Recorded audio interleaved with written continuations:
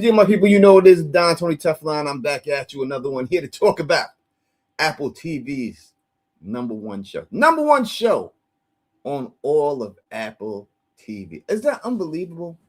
That out of nowhere, I mean, we have seen Severance and you've seen all the other shows that have come out for Apple TV, and you would think, maybe this show would do something, but for it to be the number one show ever watched on Apple TV at this time is ridiculous to me. But it is what it is. I think it's a great success for the showrunners and everyone and the actors and actresses that are in this show. That's not a lot.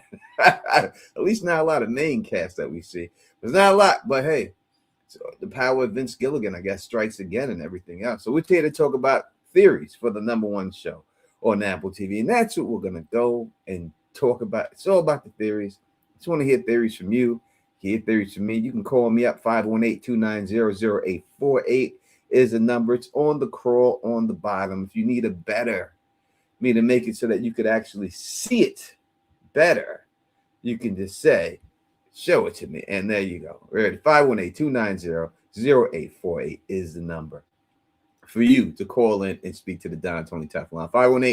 518-290-0848 is the number to call. But before we get started, of course, let me just say what up to my people who are here every week joining me. You could be anywhere in the world watching football, doing anything you want, but you choose to be here with me.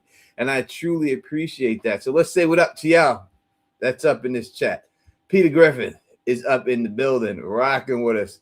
3 Commerce is in the building. Sonic your boy is up in this piece. Rocking with Allison Z is in the building, rocking with us right there. Pine V, Pixie Vine TV.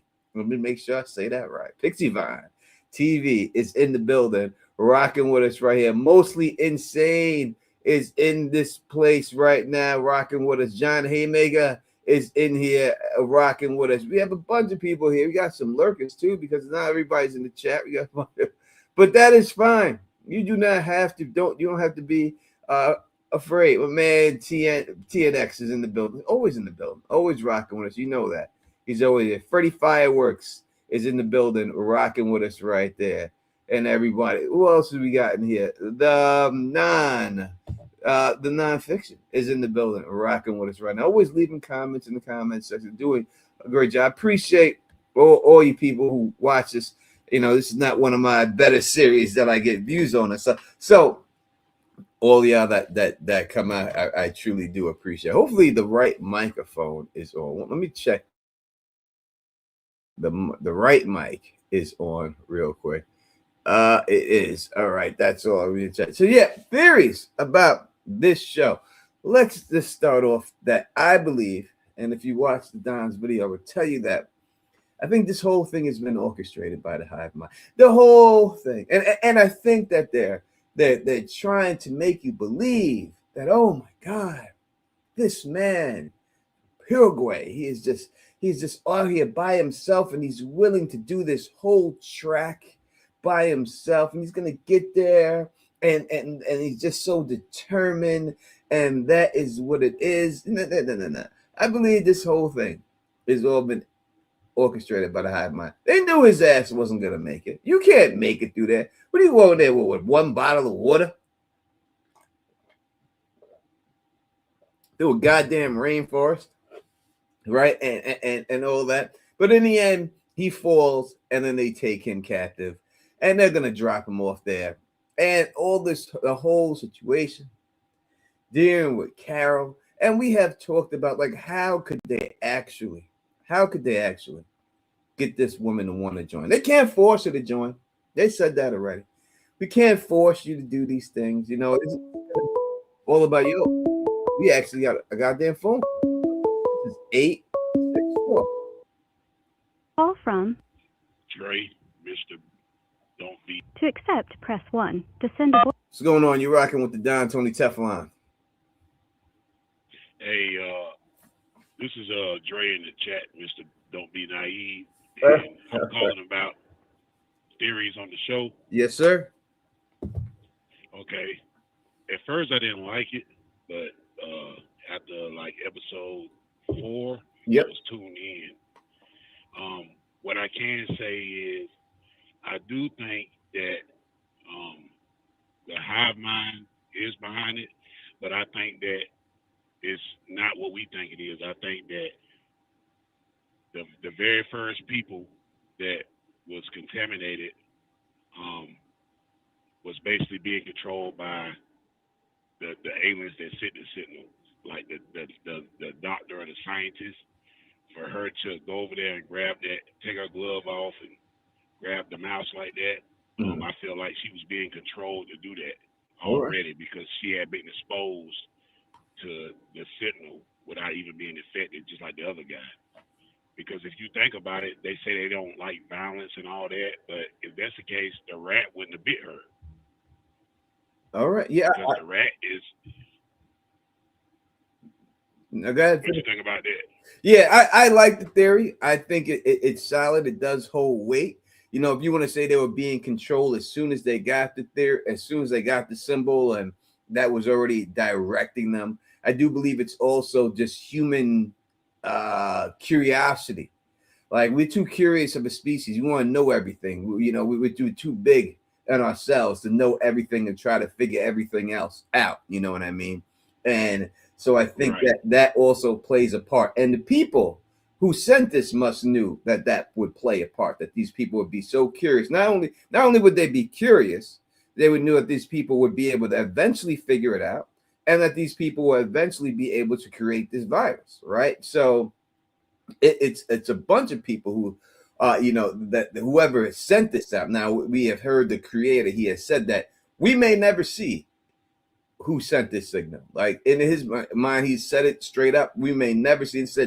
He said we may never see him. We may, but right now he has no plans of showing them or anything like that. So I could agree with what you're saying. I do think it's a solid theory. It's definitely could have been a situation like that.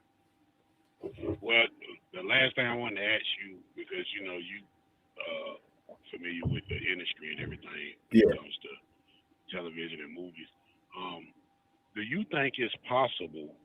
I mean, this Sentinel has been here since the beginning of time, and I guess the entities that sent it was just waiting on, as you say, a curious generation of civilization to figure it out. Because the only reason I say that is because the civilizations that came before, they didn't have the technology or whatnot to figure this out. So was there something already embedded in us for that to have a reaction, and the entities knew that? That's why they sent that signal at that particular time to the group that was monitoring space. You know what I'm saying? Yeah, I feel what you're saying. We gotta look at it like it took light years for this signal to get here. So we know it was sent light years ago, and then it finally reached us at that time. Now, quite possibly, it was already in the atmosphere, and we just developed the technology to actually pick it up, or we were just able to pick it up at that time. So I don't believe it could be that it was sent light years and it just got here, and as soon as it got here, they picked it up. Could be that, but it's quite possible that it could have already been here and they just haven't noticed it and it got here. But it was sent a long time ago. It's just, you just can't go on. There's nothing that they're going to tell us that's going to prove that one way or the other. Okay, I just wanted to make sure, because I don't remember them actually specifying when it was sent. Like, I just know that they discovered a signal and start trying to figure out what it took them a while to figure out what it was. And when they figured out what it was, they started trying to create the formula or whatever. Yeah, you're 100% right. Yeah, but it just, since we know it was sent light years ago, we know it was sent light years. It's either it was sent light years ago and it just got here and they just picked it up, or was sent light years ago and they just found it and they were able to pick it up. Okay. So it was sent. We don't know exactly when, but we know that it was sent from wherever, and we finally got the technology to break it Either we finally got the technology to break it, or that technology we have finally caught it, right? Okay. It's more of that situation. I'm honestly, I just feel like SAD, the Screen Actors Guild or whatnot, I feel like they just approving multiple scripts that are similar, because if you think about it, like my favorite show right now is two of them, but they only had one season so far, and that's Paradise. And I know Three Body Problem is a book series, but it's also in Three Body Problem, the aliens say, hey, we're going to destroy y'all science. That way, when we get there, y'all won't be advanced to destroy us, and we want to come there. I feel like that's kind of what this show is saying. Like, maybe the aliens want everybody on the hive mind because they're on the hive mind. Yeah. Or maybe we could just be food. We are food. Obviously, they're eating us. At least the human beings part of this is eating us. It's definitely food. It could be either. They could. It could be that. I do believe that it's quite possible that it could be another substance on the planet that they may want. That if they attacked us straight up, they could blow it up, and they don't want to do that. So this way, they placate everybody, and then you get the workers to harvest it for you, and then you get that substance, whether it's a gold or some type of mineral, salt, anything, running water, liquid water, it could be anything like that. Wow, you're right. They could be coming here to mine something, and we just in the way. And this is their way of defeating us without even doing combat. Wow, I ain't think of it like that. Well, do you like the show? Yeah, I like the show. I only cover stuff I like. If I didn't like it, I'd stop covering it. I like it. I do think that it has, I need a little more than what they're giving me, but I understand the premise, and I think it's just one of these shows that you got to go through the slow burn with it in order for it to get somewhere. And they say this is the same guy that did Better Call Saul and Breaking Bad? Yes, same guy. All right, man. I appreciate you taking my call. I just wanted to hear your insights on it. I appreciate you calling in, man. Anytime. Hit me back anytime, man. I'm here all night. All right. I discovered your channel from the series From. Oh, that's what's up. I've been you put me on From. Well, I watched one episode of From, and I went to look to see reviews on it, and your channel was like the first one that popped up, and I've been a subscriber ever since. Well, I appreciate it. I'll be doing some From content in January, guaranteed. I believe the trailer will probably drop February, so I'm gonna start ramping From stuff up by January. All right, cool. Appreciate it, brother. All right, brother. Peace. That was a very good call. Thanks for the call. We truly appreciate it. Yeah, I think we got to look at it when we look at when the signal was sent. It's all about perspective, right? And that's what we have to see. It's perspective. Again, perspective is anything. Down to us is only because we are standing on the planet Earth. There is no up, there is no down, there is none of that when you're in outer space, right? Our down is because our feet are touching the ground. So our perspective that up is above the ground is a perspective. That's it. That is all. Our place in time. We are all living in the past and the present and the future all at the same time. I know it seems weird, but when you look at time and we say time is another dimension that can be manipulated by gravity, which has been proven, right? By how high you are up in the sky. We all know that GPSs have to be set a little bit forward in time because of the time that in space time is running at a different rate than it is on this planet. So it's all about perspective, when it all comes down to it and everything. And that's what it really comes down to, and how you want to look at it and everything else. So something being sent, if it was sent light years in time away and it gets here, we're in the past from when it was actually sent. We are in the past of that being sent, right? So it's all about how you look at it in perspective and everything else. And that's when you deal with time. And there's no it's hard to explain, but you know what I mean. There's people who can explain to you much better than I can. Neil deGrasse Tyson, so I can explain that to you. But I do believe that we live in all. We live in the past, present, and future at the same time. I believe that is, but then that also brings us to free will. Is everything already written? Has everything already happened? That goes into all that, and that's what the crux of this show is. Well, what's more important? Is it more important? Is it more important for human beings to have free will, or is it more important for everyone to be able to just be contained, everyone just to be happy, everybody just to, there'll be no crime, there'll be no nothing? And obviously, I think the answer, and everyone would agree, that free will means more than anything, having free will. But do we really have free will? I mean, that's what it is. Thug Mug is always in there. You know what I mean? And everything else. We need to hear from an alien expert. Is that what you're saying? Well, I actually am friends with an alien expert. We have all sorts of stories, mythologies, legends that could be interpreted as gods, who in reality were misinterpreted extraterrestrials. All right, so we have heard from an expert, and he has told you the aliens right there have been interpreted as God, but in reality, only are extraterrestrials. All right, you know, you asked for it, Sadik. You asked for an expert, I gave you one. I gave you an expert. This, that, quick. This is how the Don does, right? So yeah. So also dealing with, and Sarah Charles, with your mouth, I see you in there. You can just call up the phone line if you want to speak to me. How about that? 518-290-0840. You can call me up, Sarah. It's not like you ain't spoke to me on the phone before. You can hit me up and stuff. We could talk about those things that you're saying in the chat anytime you want. Control or trust. Again, it is. I think in order for there to be control, you have to let go of a certain amount of trust, right?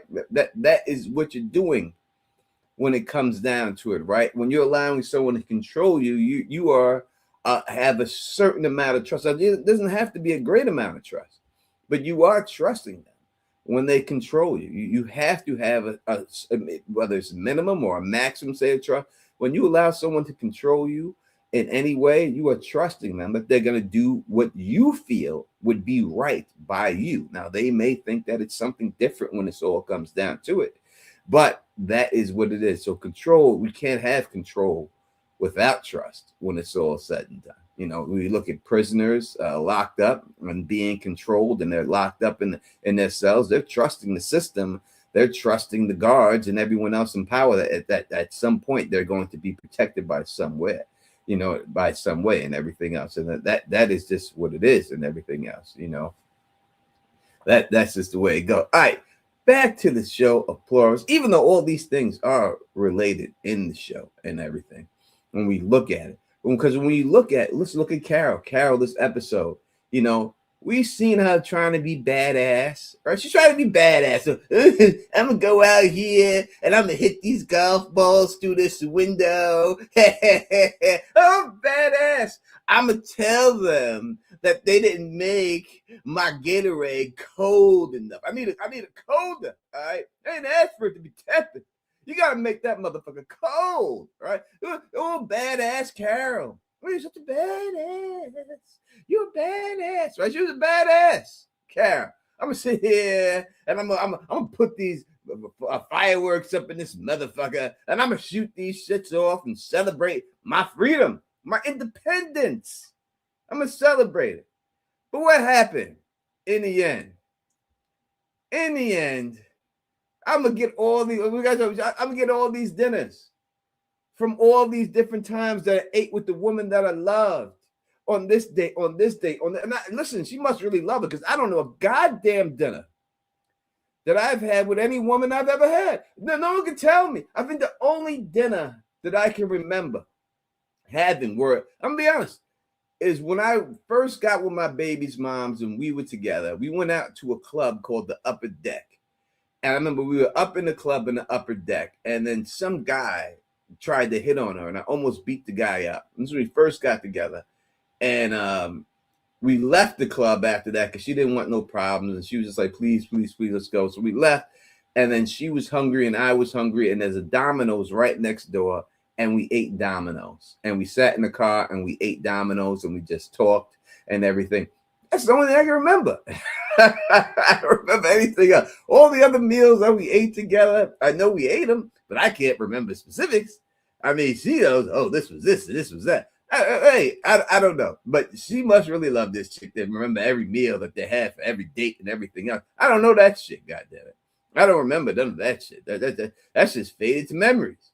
I don't remember every shit I had when I was with somebody. I don't remember all this shit. I don't remember these things. Maybe I ain't had enough. I don't know. Maybe that's what it is. Maybe I have enough special time. But yeah, she goes and she has all of these dinners. I'm gonna have all these special dinners. I'm gonna get them remove the lid from all of them. I'm fancy like that. You know, I want a lid on these bitches so I can remove the lid and take a look at it. I want the shit revealed to me. You know what it is. You know what's under that lid. But you want the lid just so you can do it, right? You're trying to be, I'm gonna dress up in my pretty dress, and I'm gonna go off in this motherfucker. It's badass Carol, badass. She badass. And then what happened? After all that badassdom, this chick was crying, writing on the sign, please come back. That quick. It took a little bit. She was like, I don't give a goddamn if this firework hits me in the face. Take me out right now. Take me out right now. Right? All this shit. But you've seen us succumbing to it. You see, because when we see homeboy in the Air Force One, when we seen that dude in the Air Force One, and he's seen his cars out there Monday, Tuesday, Wednesday, Thursday, Friday, all his women, and Carol judged him for it. And she's like, oh, why would you do it? And he was like, what are you driving, in a police car? And she was like, yeah. What the she got? She got damn a Bentley, Rolls Royce. She got herself something. Oh, we got to call a second. From Eric. What's going on? You're rocking with the Don Tony Teflon. What's up, TD? What's going on? It's Real Rebel. What's going on, Real Rebel? Man, this show, bro, I just want to say, man, the hive mind, they absolutely knew what they was doing. I mean, the hive has got all of the smartest people in the world, right? 100%.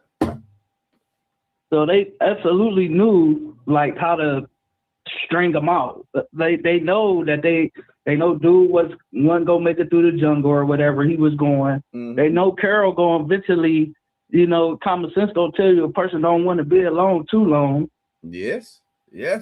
But I'm thinking like, go ahead. I said there's a study I think I read somewhere back in the day that if a baby doesn't have like human contact like within the first 3 days, that it automatically will die.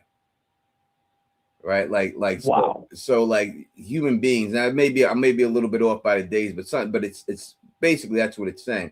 But human beings need human contact, or it would just be a wrap. You know what I mean? You need that bonding. There's a reason why solitary confinement is so devastating to prisoners and that people held against, because when you're by yourself, right, as a human being, it's an unnatural state. We are a packed animal.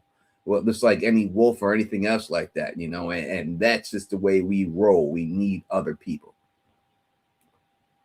Yeah, they know all of this because the hive consists of the hive mind. I mean, it got all of the smartest people in the world, so they know what they're doing.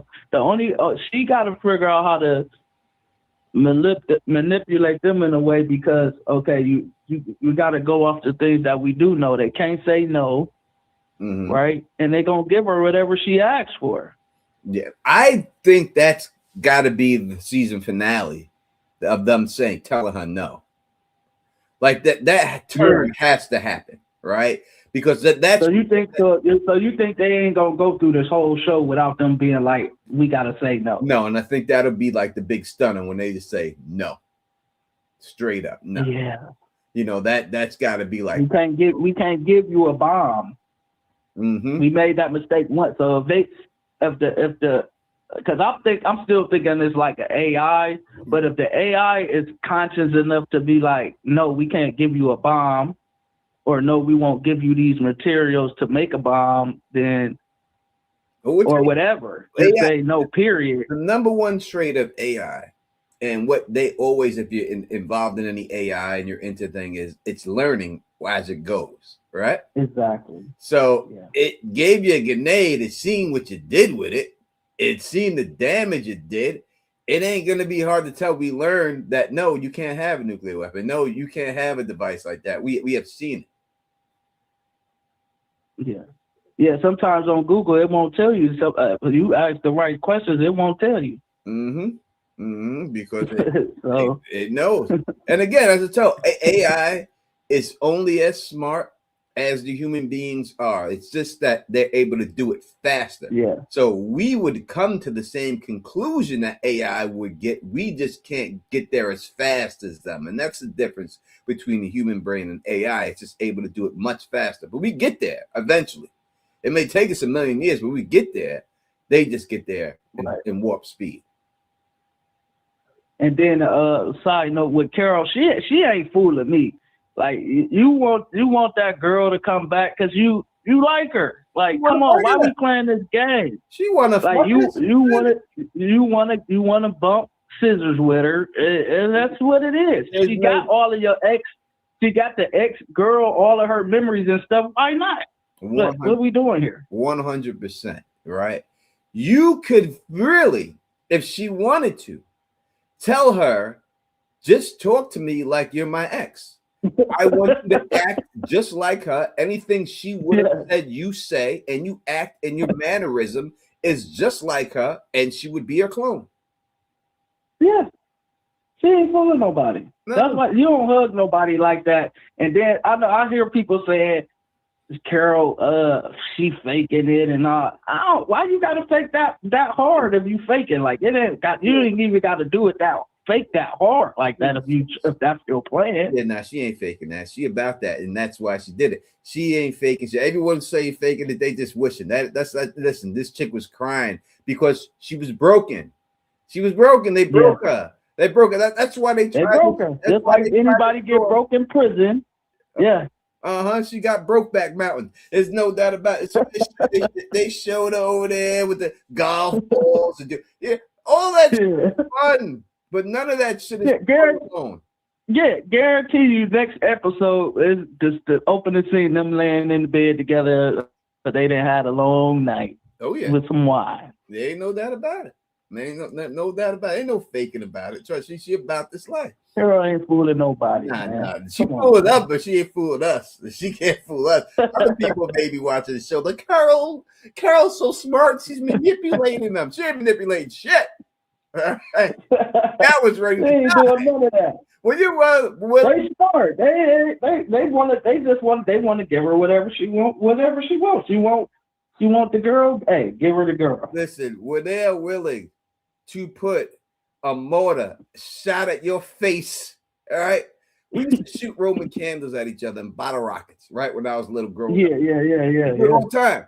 Ain't no one shooting no mortar in their face, right? A bottle rocket was one thing. A Roman candle's another. But a mortar, that shit was aimed directly at her head. And she was like, fuck it. That's how broken she was. She was like, let me go out. Because if that would have hit her dead in the face, the show over. So she was in the bad space. She was out. For real. She was out of there.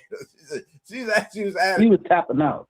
That's it. She was John Cena in that. Yes, she was. She definitely got Gunther. She was tapping out. She got Gunther to that. Okay, one more thing. What you think about the other guy though? Is he gonna be like the more like the resistance type where hey I because once he see Carol being nice to him, he gonna flip out. Yeah, I think it's two ways. So they can either play it that he is the resistance and Carol is now the broken party and she's down with it and now he's got to try to transform her back. Or I think it's a good chance that he's one of them now because they took him on the thing. They may have already given him the stuff. They could say easily, oh, we had to give it to you so that you survived, right? But he wouldn't know it, and they wouldn't show it, right? They would never show us that. They would just show him come in there acting the exact same way he did, and then the end we'll see the flip that he was turned to one of them. You know what I mean? Ooh. Oh no, but if he can't, if they need them to say yay or nay, why would they put it in them or whatever, or do him like that if he got to conform to it? He don't know that they need him to say yay and nay, number one, and if his life is on the line, Right. they could say this: we had to do this in order to save your life, or you were going to die. Then that's a decision they made. We have to see them go from this yes to a no, and we have to see them start operating independently, right? And it'll be a slow thing, and that would be a slow thing. Oh yeah, we shouldn't have, you didn't give us permission to do it, but you didn't not tell us not to do it, and we're here to save your life, and we had to save your life. Just the only way we could have saved your life. And he's one of them. He turns, he goes to Carol acting like he's not. And they play the whole thing off like the Paraguay guy is just regular, and he meets Carol, he does all this, and then somehow the flip will switch and Carol will catch it and see that this guy's been turned to already. Yeah. So the whole show will go back to Carol being more of the focal point. That makes sense. Yeah, I can see it all day. I can see it. Well, I was just checking in with you, man. You know, I appreciate it. Day one, man. That's what I'm talking about, man. That's what. Hit me up anytime, brother. All right, for sure. See you. One. Yeah, you know, I was saying, it makes a lot of great points. Thank you for the call and everything else. My boy is in the background here. I'm sure he'll get on the camera soon. But we've seen it. We've seen Broken Carol break down and how they broke her down. Just by going away. And it's easy to do. It's not hard for the hive mind to do this. This is simple work for them. It's classical work for them. You know what I mean? Anyone can do it. Listen, you done met motherfuckers in this world that are master manipulators, right? You done met women, y'all met men that are master manipulators. You have met people who have this manipulative ability. There are people who Jonestown comes to mind, cult leaders come to mind, manipulating, right? There's this thing, the art of seduction. Go read the book. You'll see the different types of seduction. And then one of the number one types is the superstar is the number one seductor, because of their fame and everything else there. But there's a whole different types of seducers. This has been studied throughout history, throughout time. There's psychology behind it. And the hive mind has the knowledge of the greatest seducers throughout history. They have the knowledge of every psychologist who ever walked the planet. So it should be no problem for them to manipulate anyone in any way that they want to, because they have this knowledge. Yeah, and even more specific to that, they also have direct knowledge of each person individually through personal connections. So they don't just have the manipulation, they also kind of have all your secrets too, because, you know, everything that Carol told Helen is now just common knowledge. Everything that Carol told her sister. I'm not saying she has a sister, but if she does, you know, all that piece of information is now a part of the hive. And it's kind of an interesting thing because we don't think the initial instinct is to take these things for their word, but that doesn't mean there can't be careful manipulation of the wording of things. They already played with this once. They already played with a couple of those things. The wording of we can't kill things, but we won't, you know, we said we'd eat them if they fell on the ground, or, you know, it's just the clever wording of everything, or even the specific nature of it. If you murdered me, Tony, they would eat my remains, but they wouldn't kill me to eat me. But if you and I got into a fight over, you know, something in this world, and we were two of the survivors, and you killed me, they would have no problem. They'd be like a kitty cat and a dog dining on a dead person when you die in your house. I mean, they would just have no problem. They'd just go it all up in that shit. So it's definitely, I definitely think they have a different level of manipulation that's yet to be uncovered yet. What's the thing in The Godfather when he's talking about Don Bazzini? Our true villain has not. No, it's not. It's in Godfather 3. I'm actually fucking quoting Godfather 3. Our true enemy has not yet revealed himself. And, and I do think there's an element of that. This thing is not exactly what it seems yet. And what Tony was saying in his video, if you haven't checked it out, definitely check out Tony's most recent video for Pluribus. Awesome stuff, great breakdown. But yeah, so they have to have some other kind of agenda going on here. But I think the interesting thing in these next 2 episodes are going to be what you were just talking about a second ago. The caller was talking about Manos is not going to like that Carol is going to be canoodling with Zosha when he shows up, and basically having her as a de facto girlfriend who, to again connecting to what you're saying before, she doesn't just have all the knowledge of the Kama Sutra, she also has everything that Helen did to Carol, and she can do all of that with the looking like a character from her fantasy book. Listen, she can, if Carol likes a pinky up her ass, she knows it, right? So she can please her in any way. It's not just the last girlfriend, it's every girlfriend she's ever had, right? Basically, that was still alive at the time when this got taken over. So if one girlfriend said she liked to pinky up the butt, another girlfriend said she likes to be kissed this way, and the other girlfriend never did it, and this person knows that they like it like this, they can do all those things that they know she likes in one person and give her the look of the person that she wants. She can respond to every question as if we just seen him do a whole James Bond fucking act for this guy. Yeah. So obviously they can act anyway, right? So they can do a whole different situation and respond to her in any way that they want her to respond to, and know that she's going to respond positively in. They can just do that for her just to get her to go over. They have game on her, Tony. Like, you know how you say, like, you know somebody, or you're playing them in poker or something like that, and you just got lord over them, or you're playing them in a game and you just own that one person that might be better at you than something, but you just own them for whatever reason. You can just keep beating them. They got it on her, Tony. They got the numbers on her.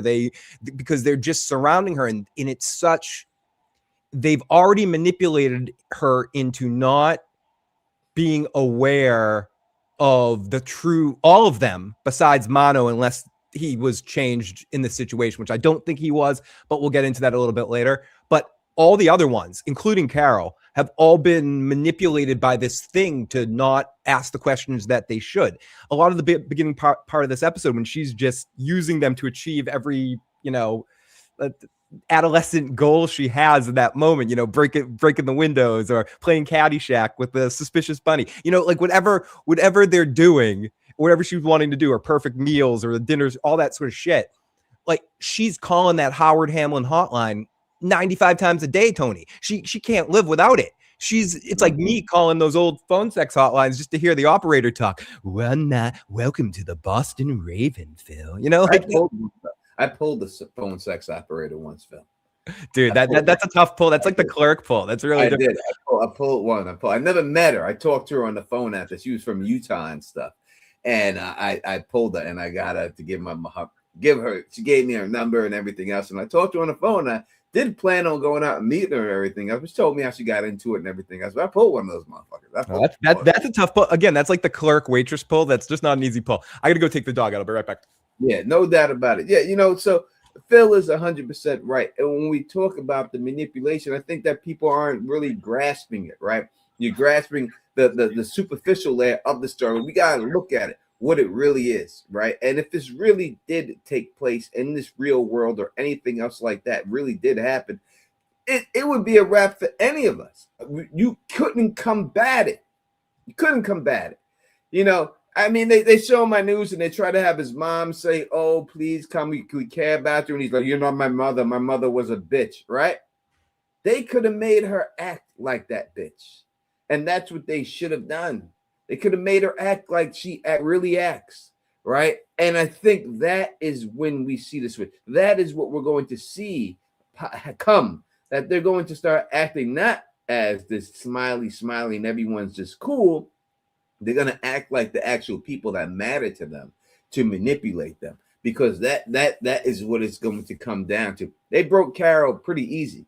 I mean, it only took what, 7 episodes, and she's already broke down, right? 7 episodes, and they got her.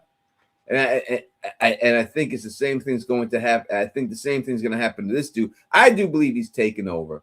I think it's a wrap. I think that's going to be the twist, that he's taking over and everything else and all that. Like, anyone of you in the chat, y'all can think about it as you want. But again, they brought this chick. Look where they brought her from. They had this chick was in the field. They found her dirty ass. They made her fly a goddamn plane all the way to fucking cross the fucking world. They scrubbed her ass down, her dirty self. I didn't mind watching it, but it's dirty. Her ass is dirty. She was filthy rotten. But they found the one chick that they felt looked exactly like Carol would like. And they brought her all the way over there just for her. All the way. Look at the lengths. I'm saying how far they had traveled this chick. They could have had other chicks come. There's other chicks there. Look, this guy's got billions. He had other chicks, but they purposely flew this chick all the way across the globe, made her wash her ass in the airport, and go in there just specifically for Carol, right? That means they could tailor anything. They know exactly what you like and what you want, right? They know that, and they would do that to every one of you because they have knowledge of other people that you. That's why you shouldn't talk your shit to people. Keep your shit to yourself, all right? Because when you talk to other people, this is how they got the knowledge of everybody, by people talking, running their mouth to other people. Keep all that shit to yourself. Don't tell these people these things. Don't say it, because if you do, that's how the hive mind gets a hold of you. And that's exactly how they got a hold of Carol. I don't, in the real world and everything, there's really no way for her to combat this. She would lose. Obviously, it's a show. They're going to figure something out. Again, we don't think that the bad guy's going to win in the end of the show. You know what I mean? And everything else. It's all right, running your mouth. People run their mouth and shit. I don't know. The bad guy won in the last show. Saul kind of won in the last show. He got put in jail. But he went in jail. I guess he won by getting 40 years. That's how. He went in on his own accord to save his chick and stuff, but he did go to jail. You know what I mean, and stuff. So that he won and he lost. You know, sometimes you can win, sometimes you can lose at the same time. Walt lost. Walt won and lost too. Walt he died, but he went out and died. But he went out on his terms in a meth lab. Killed all the skinhead fucks, and he let Jesse go, and he sort of, So each one of both of the other ones had bittersweet endings. So it might be something similar. Bill Chill, I want to address this because I was going to address this, but since you brought this comment up and you said it, Peck Coyote will, let me explain. So this is the one thing that I think that the show is not doing a good job at. Like, I don't think that they're actually showing how reckless and dangerous this world would be without human control over animals. Dude, there should be packs of dogs running around everywhere in the world. Packs of dogs. There should be packs of cats just running around. I'm talking 50 deep groups running around, willing to take anything out. There should be dog packs 50 deep. Chihuahuas are crazy predators, especially where she's at. There should be a bunch of Chihuahuas. There are literally right now in the United States packs of Chihuahuas in certain states, 40 deep, that be chasing motherfuckers around. Tony, do you know how many dogs and cats there are? 87 million dogs and like 77 million cats in the United States. Just in the United States. This would be a problem. The wolves and all these animals. This guy's walking through the rainforest. I didn't hear a bird chirp. I didn't hear nothing. That rainforest would be overrun with predators. There's a reason why we have to have hunting, because if we don't have hunting, the animal population will grow so massive that we wouldn't be able to control it. So we have to go out there and kill. Look at these goddamn iguanas in Florida. These iguanas will take over. So they have trips that you can take when you go to Florida to kill iguanas. Like that's their like, and you can sign up for a trip to kill iguanas and get on a boat with a pellet gun and snipe iguanas out. That's how many iguanas all over these motherfuckers, right? So I don't think that they have done a good enough job showing the perils of this. They had one wolf pack show up, and then they left it alone. That wolf pack wouldn't run away like that. It would be 50, 60 wolf pack. They would be in these stores. It'd be like The Last of Us, more like that. They would be all over the place. They'd be in these stores. They'd be looking around. Even crazier than that. And I mean, the wolf packs and that all that stuff is well and good, and it's true 100% with all of that. But let's just focus for a second, like narrow the focus on the specific issue here, because it's on purpose. It's got to be on purpose, because they're shoving it in our fucking faces over and over and over again. Dog food was part of it. We've seen dog food. They've mentioned cats. They mentioned dogs. I'm going to say that number again, Tony. 87 million dogs in the United States alone. 70-something million cats in the United States alone. Where the fuck are they? Where the fuck are they? Where the flying fuck are they? That's got to be on purpose. That's all. It's got to be on purpose. They got to be doing something with it. I would hope so, because if not, it's just unrealistic. I lived in the city, New York City, Queens. Everyone knows that. Y'all know where I'm from. Problem must have been insane, like all the cats and shit. I had to defend my kid's mom. I remember one time she got attacked by a group of dogs, a pack of dogs, were coming home from work, and they bit her and everything. I had to take her to the hospital. And I went back out the next day looking for the pack of dogs for them to come attack me. And they actually did come around the corner and try to attack me. But I had a bear spray on me, and I sprayed them with the bear spray and chased them off. And they never came back around that block after I chased them off. But that's what people all around them. There was still a dog pack out here, right?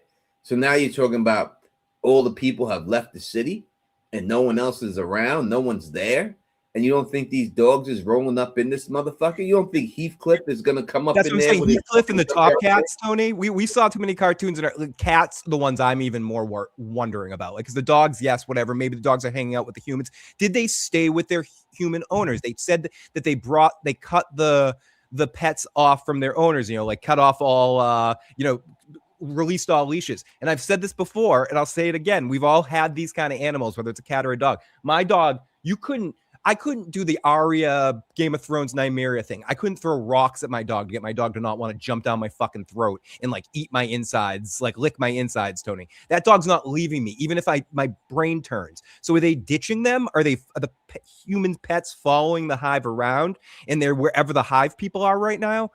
They're associated, but aside from that, I'm sorry, I know I'm all over the place, but the cats are the ones cats won't do it. Cats will fucking murder for food. They're gonna go. Like, we would see the cats out there. Have you ever people that have never encountered feral cats? Like feral cats are real, and then if all the cats would just turn into feral cats, we'd have a problem. There would be a problem out there. The cities would be overrun. The dogs would be scared. Like the cats would be killing everybody. Yeah, because the bottom line is it's all about learned behavior, right? And we have seen a bunch of people in this show who are not willing to fight back. Yeah. So once the cats jump on their ass, they're just gonna stand there and take it. You ever live with a cat? Yeah, once a group of cats take one down, they're not afraid anymore. They're taking everyone down. They're gonna start taking. They're like, oh, these motherfuckers, they weren't trying to fight back. They prey too, and they don't take it down. And that's just the way it goes and everything else. We get rabbits and bison, but no cats and dogs. Yeah. These there'll be no rabbits left. These cats would Dude, just the be cat. That's a killing all good these point. The crap. cats would be fucking murdering the bunnies and the rodents. Oh, there'd none of them left. They would murder these bunnies. They'd take them all out and everything else and all that. It would be a wrap for them. But the whole human civilization population, like when she's going into these buildings and she's walking there with a flashlight, there'd be dumb animals in there. Dumb cats, dumb dogs. There'll be animals throughout all this shit. They'll break those fucking windows. They're getting in. It would be Especially like if Jumanji. there's food out there. Jumanji shouldn't be more realistic than this. You know, Yeah. like once they let the pets out of Jumanji in the first one, the game, like next thing you know, you see it just like a like the fucking the platoon, not the stampede. I couldn't think of the fucking word stampede. The fucking stampede of them through the entire movie. Yeah, no, this is what it would be like. It would be problems, man. It would be no doubt, especially when you see him turning all the lights out all the time and stuff. These animals had no lights and shit, and they'd be roaming through these streets like it was nothing. It wouldn't just be one. You wouldn't be out there just howling with these motherfuckers like she was, thinking, oh, I'm gonna howl, they're gonna howl back. Once they know you're there, they're coming to get you. They're gonna come get you. That's it. I mean, you can just watch videos on YouTube and not these fake gorilla barbell fucking videos. These bullshit. I'm sick of this AI shit already. AI it's ran its course with me with these damn gorilla lifting barbells and shit, and weightlifters and all this. I'm pulling tug of war. I don't like the one that's just a baby always fighting with a cat. No, you stay back, kitty. Stay back. And it's like baby. I'm done with all that bullshit. If you look realistically, it would be no stopping it, especially with human beings who aren't willing to fight back. Again, there's reason why they have hunting laws, whether you agree with hunting or not. The population has to be controlled. And maybe you're saying within this amount of time, the population hasn't grown to that point, but it only takes a certain amount of hunger to make any animal feral. Any animal. Unless these humans that are in the hive mind are continuing to feed these dogs and cats that we don't know about. Yep. But no, they got to be before they feed these things. All the dog food, all the animal food has to be mixed into their milk for nourishment, Tony. Like if they're going to starve, they're exhausting every option. That's probably what it is. They've just let all the cats and the dogs die out by inertia because they've stolen all their food. Like there's and then they're gonna wait for them to die out and eat all them too, or something. We're gonna find some sick reveal like that. Like they're eating all the house pets and stuff like that. They've gotten to that point, which honestly, in today's society, like the reveal of them eating humans, if we found out that they were eating cats and dogs, I think people would be more pissed off. Like people would be more be like these evil fucking things. People like eating people again, eat dogs. Human beings don't give a fuck United about States in 225 eating dogs. Don't care about human beings. They don't care about us. They care about animals more than human beings. Oh, 100%. It's been proven all the time, a million times over. You're not eating Fluffy. Fuck Fluffy. Yeah, fuck my husband. You're not eating Fluffy. Everyone knows that. They don't care about humans. They care about the animals, though. The animals and stuff. The people see starving dogs, they go crazy, but starving human beings get a job. Grouch.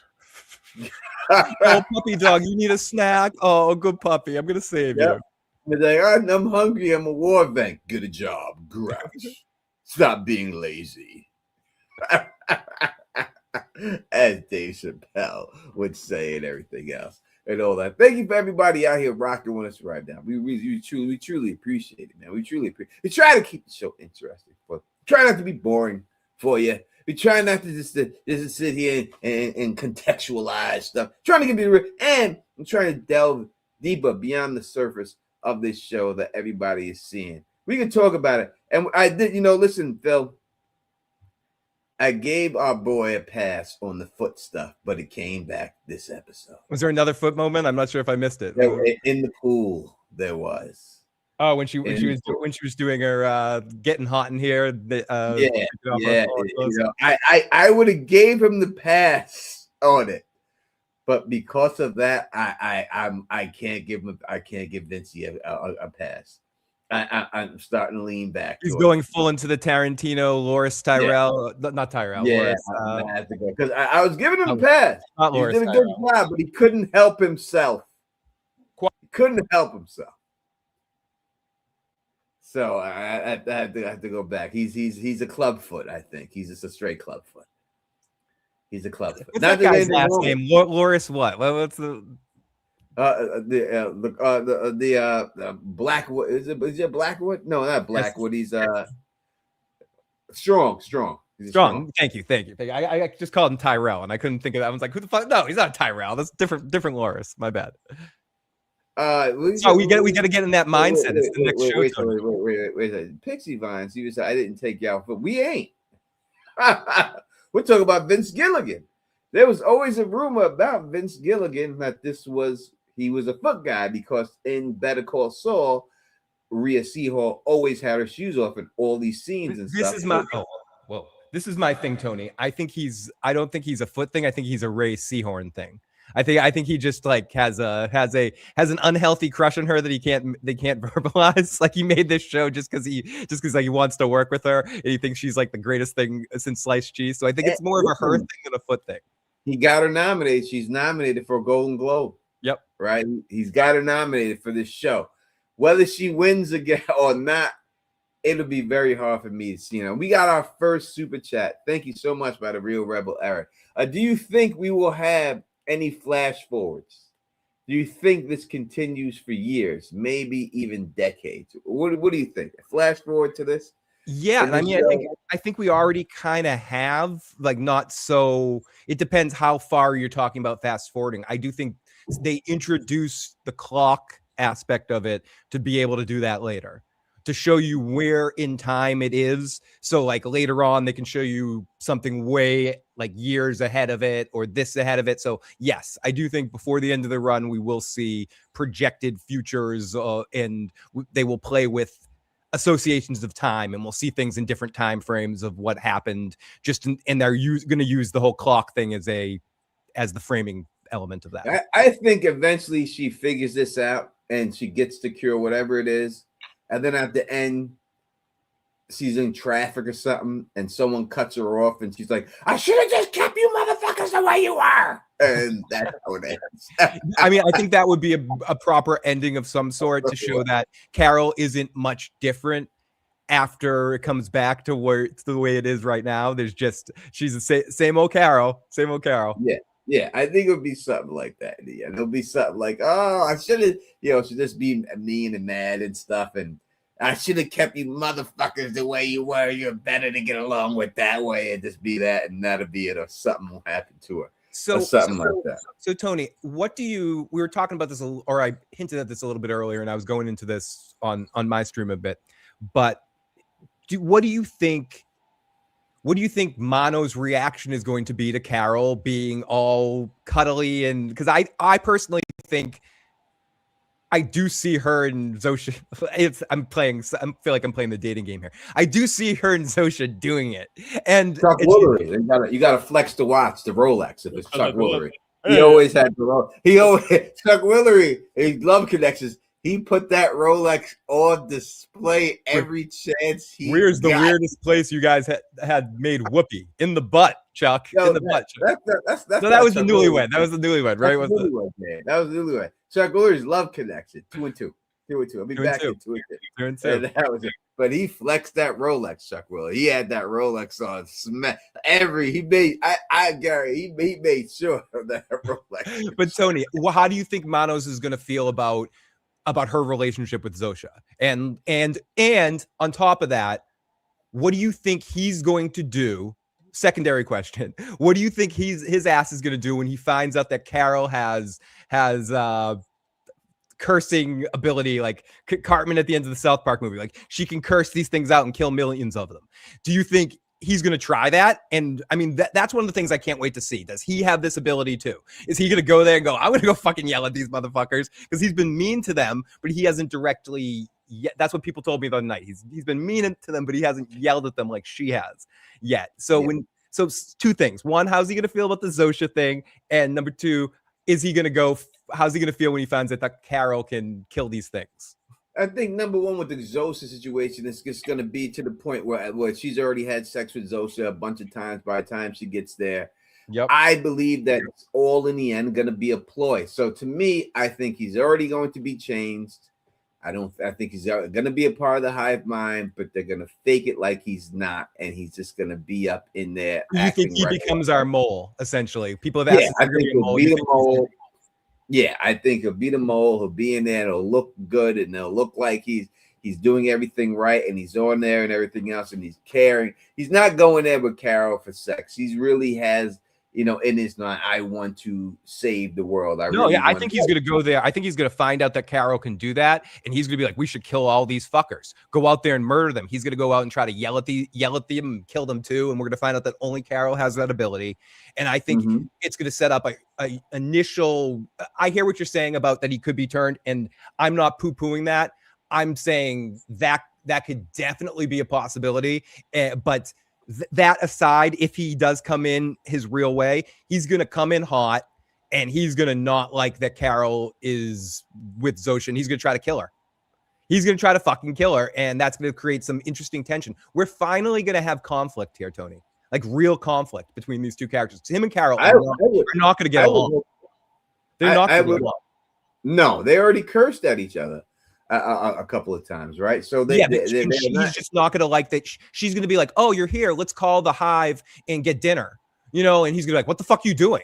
Like, I don't want to fucking call these fuckers for dinner. Like, what's your problem? Like, you're not trying to save the world. You're one of these 12. Screw you. Like, they're gonna have a problem.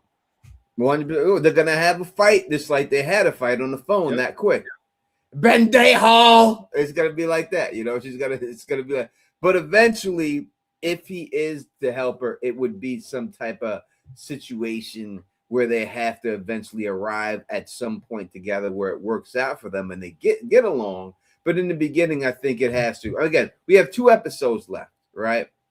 So what questions, Phil, before you answer this question, I don't know if you're still there, right? Yep. Cool. All right, because I got to go grab beer.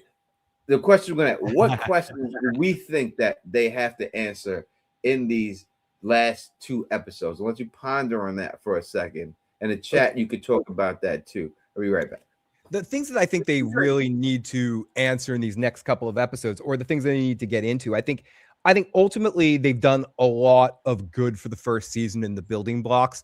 But the best thing that they need to do, I think, in these next couple of episodes is establish the relationship between those 2 characters, between Mano and Carol, because there are 2 people that do have some sort of issue with this world. I also think you're probably going to bring in at some point by the end of this season, Mr. Air Force One, Diabates, or whatever his name. Sorry, someone spells it out. I can pronounce it. But the Air Force One guy, Ted DiBiase, I call him, the $1 Million Man there. I think he's going to come back into it, and they're going to establish by the end of this season who our pecking order characters are moving into season 2. I think we're going to end this season with Carol, Mr. Diabasi, whatever, Air Force One guy, and this dude and Mano all together with committed at a goal to try to save people in a weird way. I think they're going to realize they're going to have problems when they first are introduced, but then she's going to convince him that Zosha is good to have someone on the inside, that she was able to turn Zosha. And I honestly think, I don't know if it would be answered, but I think something really cool that they possibly could do by the end of the season as a cliffhanger reveal is bring someone out of it. Is be able to bring Zosha out of it for a second, even for a moment, to just be like, whoa, you brought them out of it. So maybe answering if they do physically find a way. But I really think these last 2 episodes are going to be about bringing our main characters all together, and then all of them committing to a plan. All right. We got a phone call coming in, and it says this is from SC's calling in right now. The one known. From Sarah Charles. To accept, press 1. Sarah, you sound like a robot. What's going on? I'm not a robot. Oh, well, when it announced your name, it sounded like a robot. What's going on? Sarah Charles robot. Am I on the air? You are on the air, yes. Oh, goodness. So listen, I don't know the show you're talking about. I was hoping I could get pre-screened and get dismissed if what I wanted to talk about was not relevant to what you guys are talking about. But my question was, are you excited about Night of the Seven Kingdoms? Okay, we can talk. And what? We can talk about this for a second. It's good just because it's you. I love Night of the Seven Kingdoms. I love House of the Dragon. I feel like I love the Real Housewives of Salt Lake City. I'm One of these things is not also, like the other. this is what I texted you. Because I didn't think you were going to pick up because I didn't know the number. But also, if you have to watch Abbott Elementary. It's so good. I will not watch Abbott Elementary, but I appreciate it. Why will you not watch Abbott Elementary? I'm not gonna. I would say this: Night of the Seven Kingdoms. It's a 4 or 5 episode season. I will see how. I think it's short. Yes, it's short. It's only 30-minute episodes. So we'll see how good it is in the amount of time that they're giving it. Wait, is it really just that many episodes, Tony? It's short. It's like 6 episodes, 7 episodes. It's hard for me because they're perfect minutes, little stories. It's like they're perfect little. I feel like though from the trailer it's going to be really good. I'm going to really like it. The trailer's great. That's the trailer's job, is to make it look great. I can show you a lot of shows that look good on the trailer, but were shitty when I watched them, right? Because so they could show you all, and they didn't. Not every. All right, but Sarah, not every trailer makes. I can't talk about this for long, but I'll say this: they gave us the ending in the trailer. They showed us the ending of the show in the trailer. So to me, it looks like they're showing all the high points in the trailer already. And when you give away the ending in the trailer, to me, that means you don't have a lot of confidence in the show. So we'll see when it goes down. I'm definitely looking forward to it and everything else. But you read the book, so you know that the ending was shown in the trailer already. So when you do that, to me, it spells a little that you're not that confident in the show. Okay. But I love you, Sarah.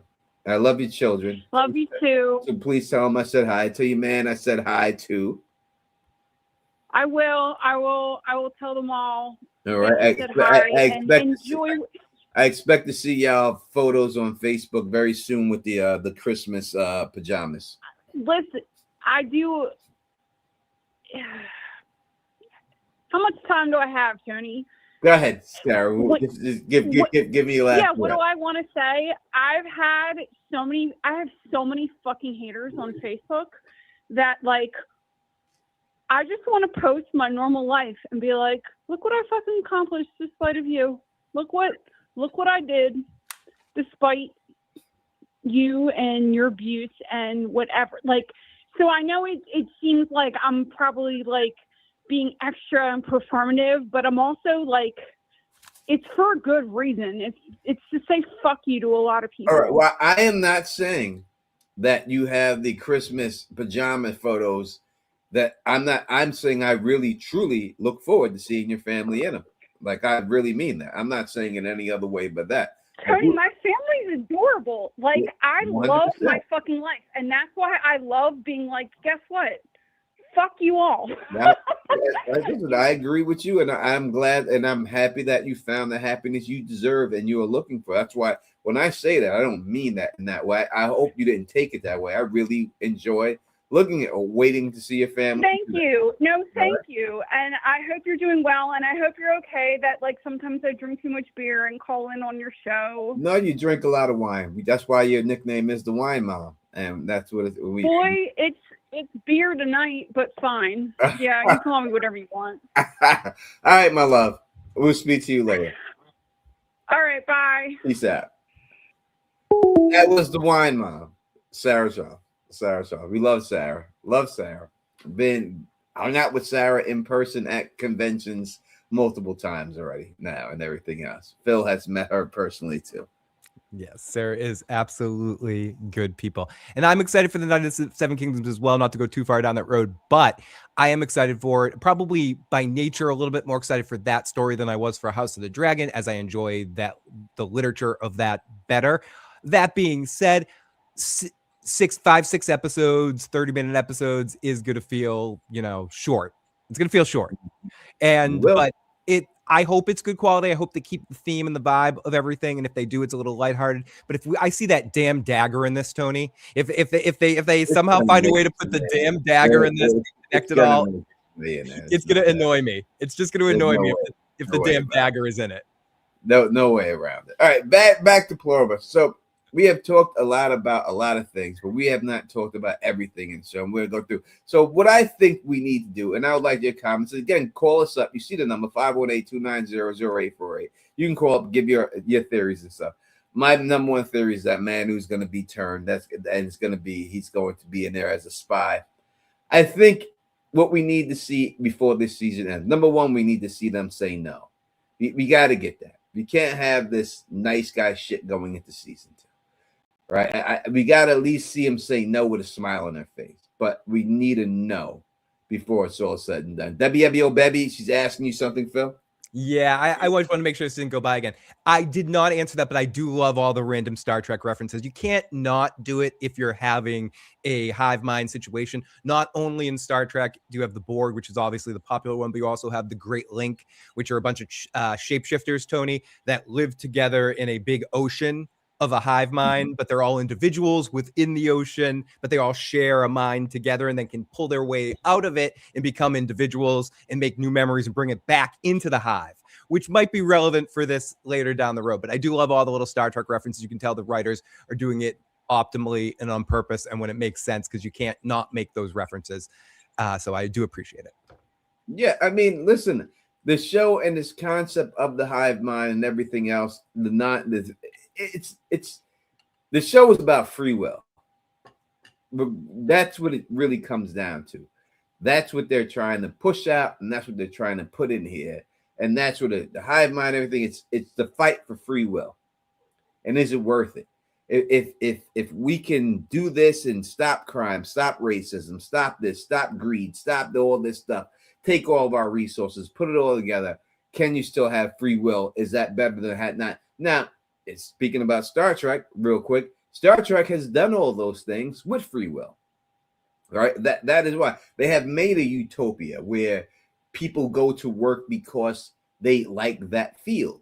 They like to be a part of that job. Everybody gets paid a certain amount of money. Everyone has a nice house. Everyone has these things. All these monetary money means the nothing. Replicator did it all. They Star Trek was having a them. replicator and getting rid of money. But it's interesting. It's not the rest of the galaxy. It's just in the utopia of the Earth and all that. Yeah, but you got rid of the thing is they got rid of money, right? They got rid of money and people's desire for it, and that is what made the utopia. And that's what is now in human history. It doesn't matter whether you're talking money or gold or whatever resource you want to put it on.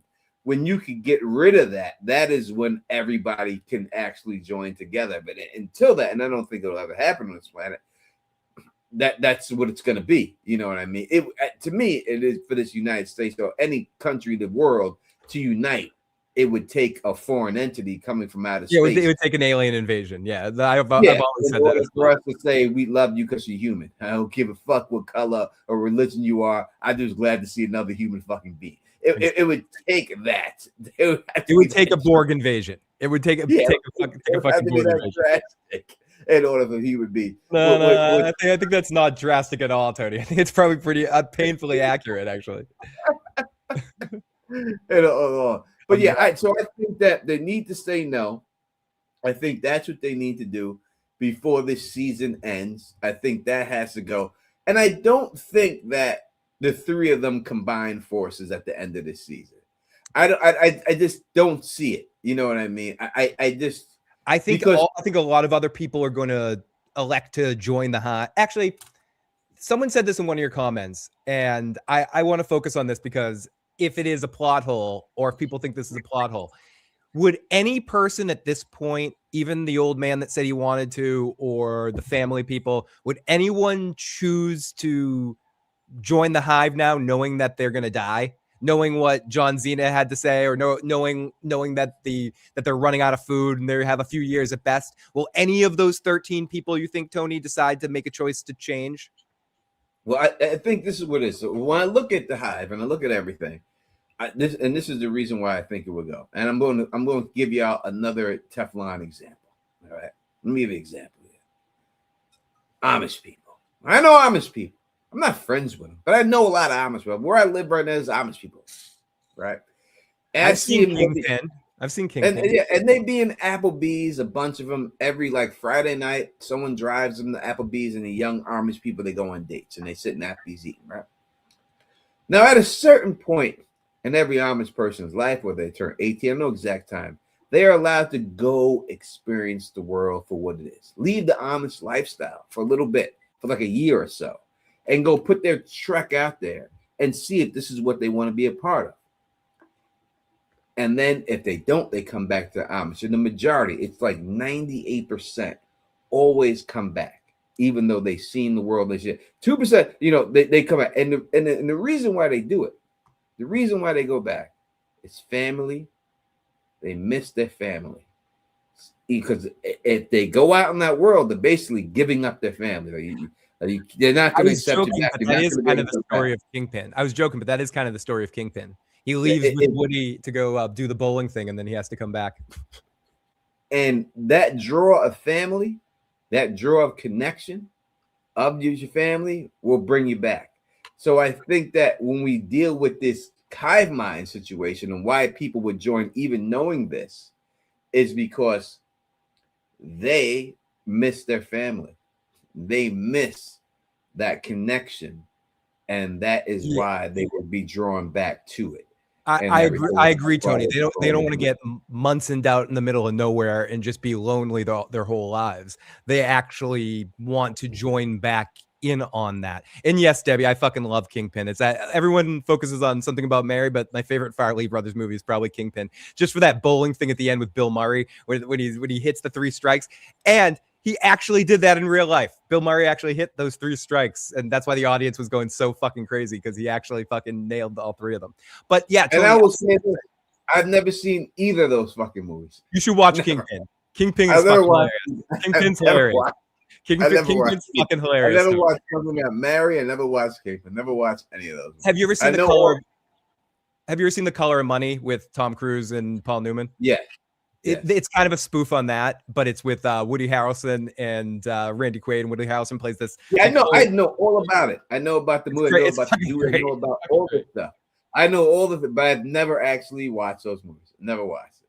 Never watched it. I just was never into like the gross out humor type stuff. I would say no. I had gotten away from comedies. And I don't want to say this in a bad way, but I would gotten away from like comedies, like Something About Mary. Last one, like Porky's, was funny to me. The only one that was funny to me after that I've seen, that I actually watched and actually literally laughed was the one in Las Vegas with the Hangovers movies. The Hangover is made me laugh out loud. Like that's the only other kind. I am a very hard person to make laugh watching movie. I don't laugh at shit at all. The Hangover made me, when that little Chinaman jumped out of the trunk. I almost pissed my pants like that. I didn't mean y'all know what I'm talking about. God damn it! I ain't saying that. Not literally. You pissed your pants. Superbad also is another newer one that makes me laugh a lot. Like other movies like Booty Call. When I watched Booty Call didn't make me laugh. Like certain scenes were funny, but that make me laugh out loud and stuff. At all. Like Don't Be a Menace while drinking juice in the hood. Blah, blah, blah. Like that makes me laugh out loud. Like that. But movie's hilarious to me. You know what I mean, and all that and everything. So I don't watch it. But that when he jumped out that goddamn trunk out of nowhere, which the physics is impossible for the truck man to come out standing up the way he did. He would have had to been laying down, adjusted, and then came up. But the fact that they made him jump out of that thing and start attacking, that was hilarious. That was fun. The Hangover made me laugh. Yeah, those are pretty funny. It takes a lot to make me laugh too, but I consistently do like comedy movies. Some of those ones in the 90s, if you went back, Tony, I think you would enjoy. Maybe I will one day. Kingpin is just one of there's a couple of disgusting moments in that movie. I just think you would find exceptionally hilarious. I watch disgusting. Disgusting don't mean nothing to me. I just no. If the people that have seen it, there's I'm gonna spoil one joke. Woody Harrelson is down on his luck, and he has this really like disgusting landlord, and he like ends up having to like go down on her to like get rent, and then she keeps going like this to him for the whole movie, and then he's like horrified by that, and he sees that nightmare, and through the rest of the movie, you see her face going. the whole movie is just fucked up, and it's funny. And Bill Murray's in. He just plays like the asshole rival and show. It's like a typical movie, but it's like a road trip kind of movie. Yeah. And it's I understand. I said it's really hard. Comedy shows live, I'll laugh all day if it's funny. Stand-up comics and shit like that. That's more my speed. You know what I mean? I try to watch every stand-up comedy I can watch that come around. I don't care who it is. I go watch them just so I can say I've seen that person and see if they can make me laugh and stuff, you know. But I'm more of that than the movies don't really work for me. It really has to be a funny ass movie in order to make me laugh. Peter Griffin, I've definitely used in a joking way that Big Earn line where he goes up to two girls, he goes, "Hey you," and they goes, "Not you, you." I just said that it's a Bill Murray line. It's like, "Hey you," no, hi, no, not you, you. All right, be more here to hear something about Pluribus. Again, we got more people in that movie conversation. Our numbers jumped up. We did. More people started watching. More people started watching us. It's 518-290-0848 is the number to call if you want to call in and talk to us about your theories of Pluribus. So, theory, I think, is that I think one of them have to die of these three, right? In order for the other two to truly take it seriously. Do you think any of the other? This is another aspect, Tony, with the three. Are we gonna? There's got to be another fucking person, right? I don't want to get too far. No, I do want to get into this because you're telling me there's no one that's living off grid underground.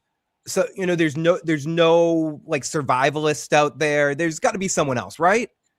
Yeah, there's no guy person out there who just is off the grid, under the radar, living like that.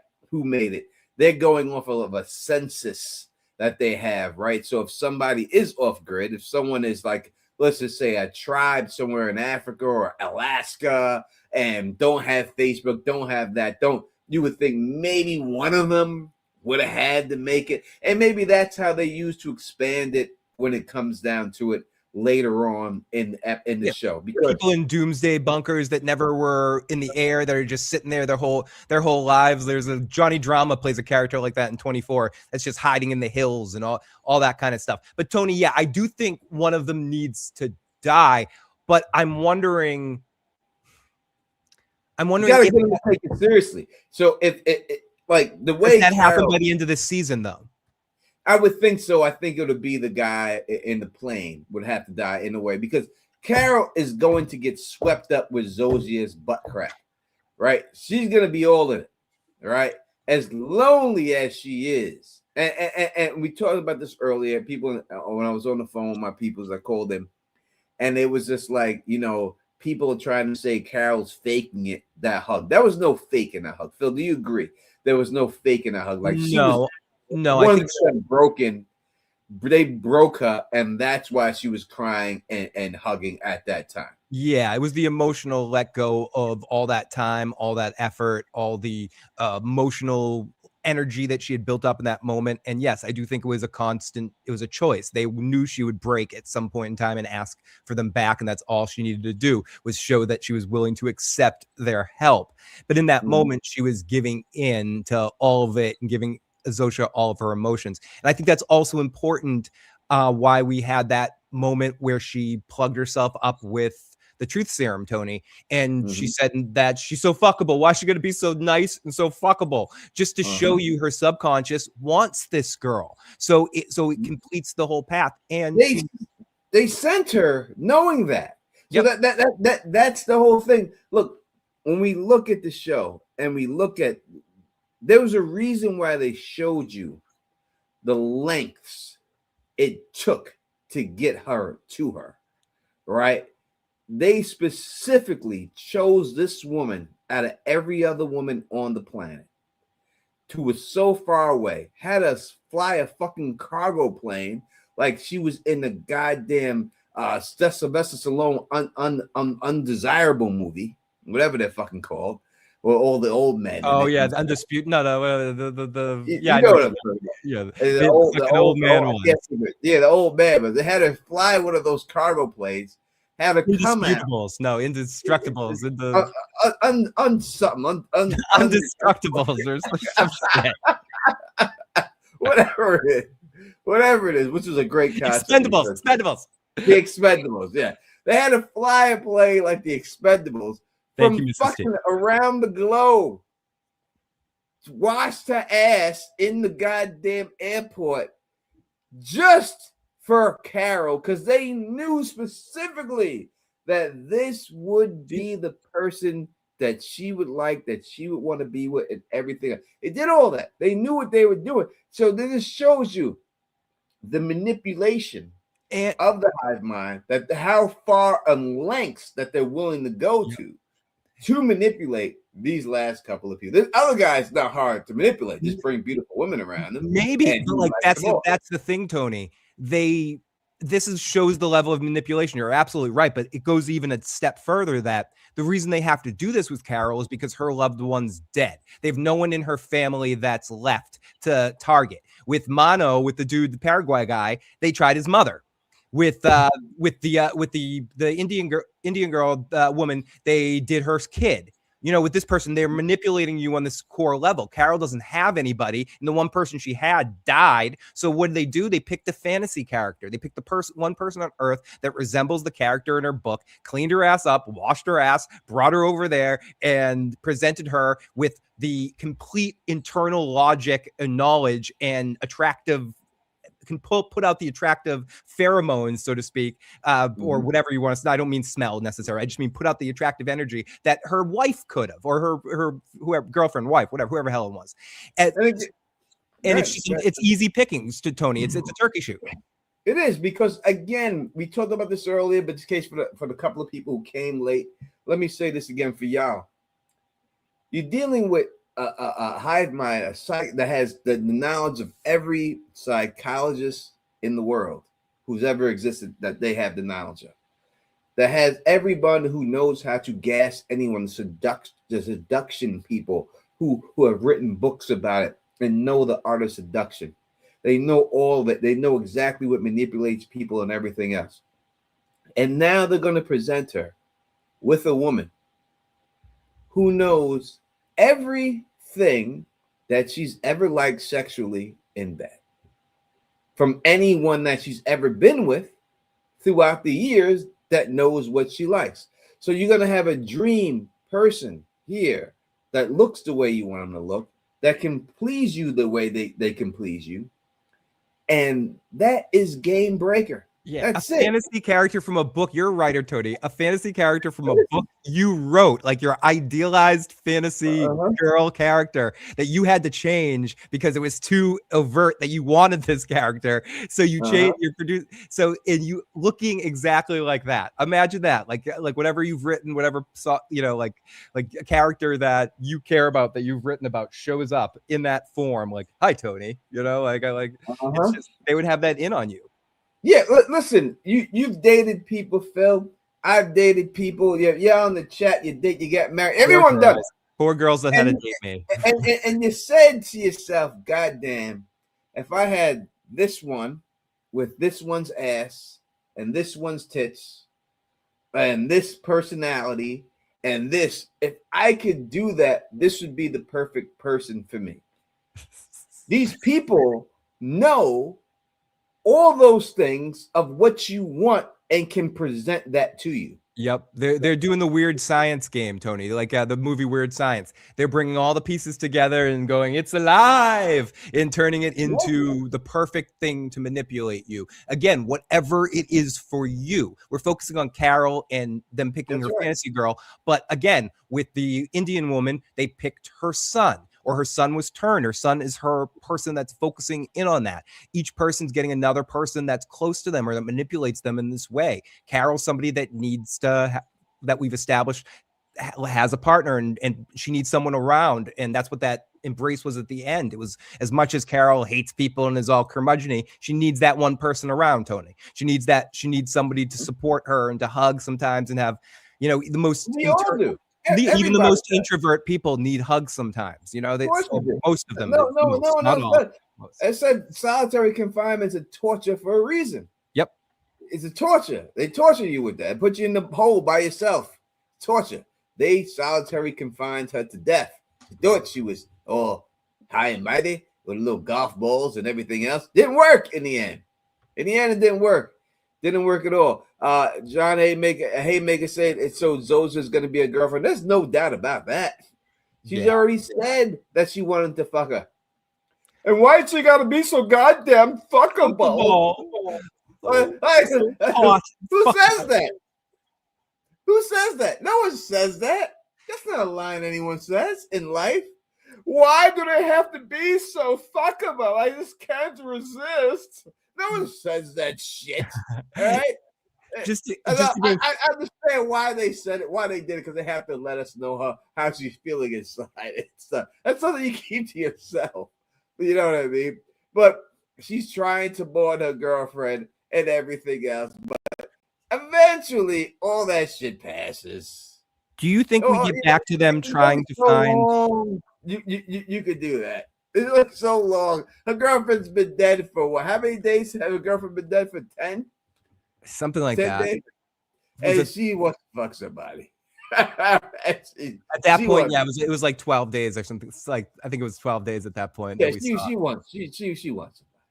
Right? And now they can have somebody in there that looks exactly the way she wants, but can act exactly the way her girlfriend acted towards her.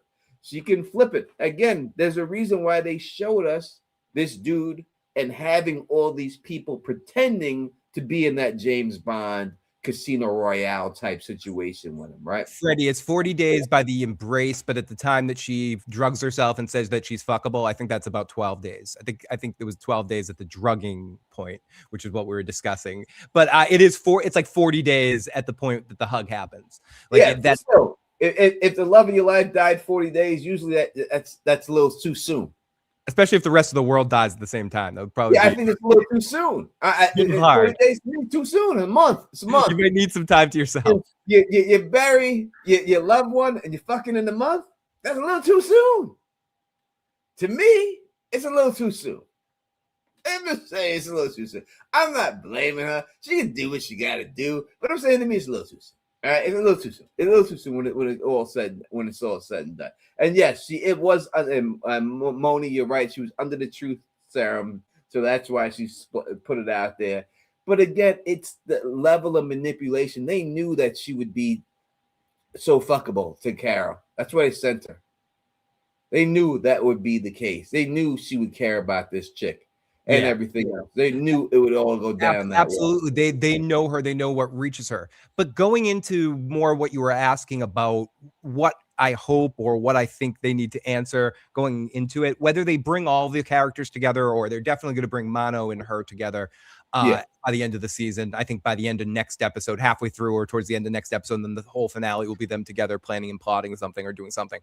But one of my questions is, do we get back to them will they work on a plan to find the cure to get them back? We know it exists. Are they going to try to break Zosha out? She has Zosha back. Do you try to do that thing again? Do you try to drug Zosha again and get Zosha the fuck out? No, because she's going to love us. This is the thing. It's how they decide to get you. All right. It made it look like Mono's not going to like that, Tony. His name is Inigo Montoya. He wants to save the world. Carol's let me look at it from the hive mind perspective. Let Don be the hive mind real quick. If I was running this shit in the hive mind, right? We know she's attracted to this chick, right? We know that and we know that she wants her, but she just won't allow herself to have her. We know that she almost killed her too, right? We don't know that she almost killed her. We know that it seemed like she almost killed her.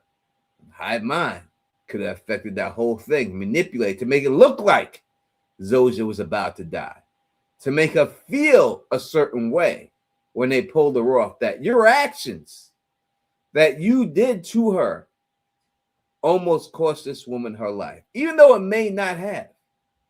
Just to manipulate you so that when it all comes down to it in the end, when she comes back to you, you won't do that bullshit anymore.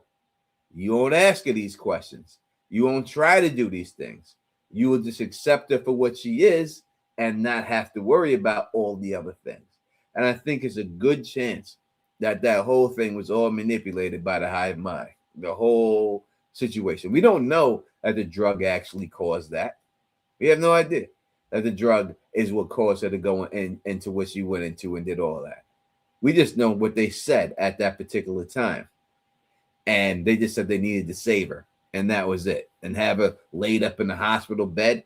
That's easy. See this, they're all thinking together just to have her there. It's a very easy way to manipulate. Listen, I'm gonna tell you, listen, I know a woman who is very beautiful woman. And I know that a guy whose brother passed away. All right. And I loved it. I loved his brother. His brother's my man, 50 grand, whatever. This woman never interacted with this guy in that way ever. But his brother passed away. He was crying. All of a sudden, during that time, she comforted him with sex. All right. This is what happens. I've seen it. I didn't watch it, but I know this is what happened. Right. So I'm just saying, not that she wasn't doing a bad thing. I'm not blaming her for doing it or anything like that, or him for doing it. It's a comfort situation, right? When you deal with sex and all that. So this is what they do. You almost took this woman's life, everything else. You've seen the way she broke down. The comfort in the end for them too is sex. That's the way it's going to go down with them. There's no doubt about it. That's going to go down. And then once you have that emotional attachment, especially as a woman, now I don't know, I'm not a woman, but I dealt with a lot of them. When they don't, a lot of women, there are women who like to have sex just to have sex, but a lot of women put a lot of emotional attachment when it comes to having sex. And especially that her true love of her life is dead now. When you add all these things, I can just see her being so connected to Zoja that she don't give a goddamn about saving the planet anymore. That she's just willing to live her life with her in that house and just live like that. Because when we also look at the other hive mind people, there are people out there saying they were trying to find a way to save these people's life because they're going to run out of food. And I will say that the whole thing that I told you would happen, I told you exactly how the food would be processed. I told you exactly how it would look. And it was exactly what I said in my video. Exactly the way the meat was stacked of the human beings and everything. Exactly the way I said. I told you that's the way it was going to be. Exactly the way it was. That's exactly the way they showed it. And this is what they're trying to do in this show. And that's what it is. So Carol will be emotionally manipulated by Zoja as they planned from the beginning. Like this will get her to have sex with her. The whole trauma of her almost dying and almost killing her. I'm telling you, that is what's going to happen here and everything else. This is what's going to go down. I'm telling you, I've seen it. I've seen it happen. That people try to comfort people at funerals because people pass away with sex. This is what they're going to use to manipulate her to get her in there. Carol's going to get started. This guy's going to come there, and she's not going to want any part of it at all. At all. Not at all. It's just like this guy. This goddamn Air Force One motherfucker. Do you think that motherfucker had sex like he's having now in his life? Not even close.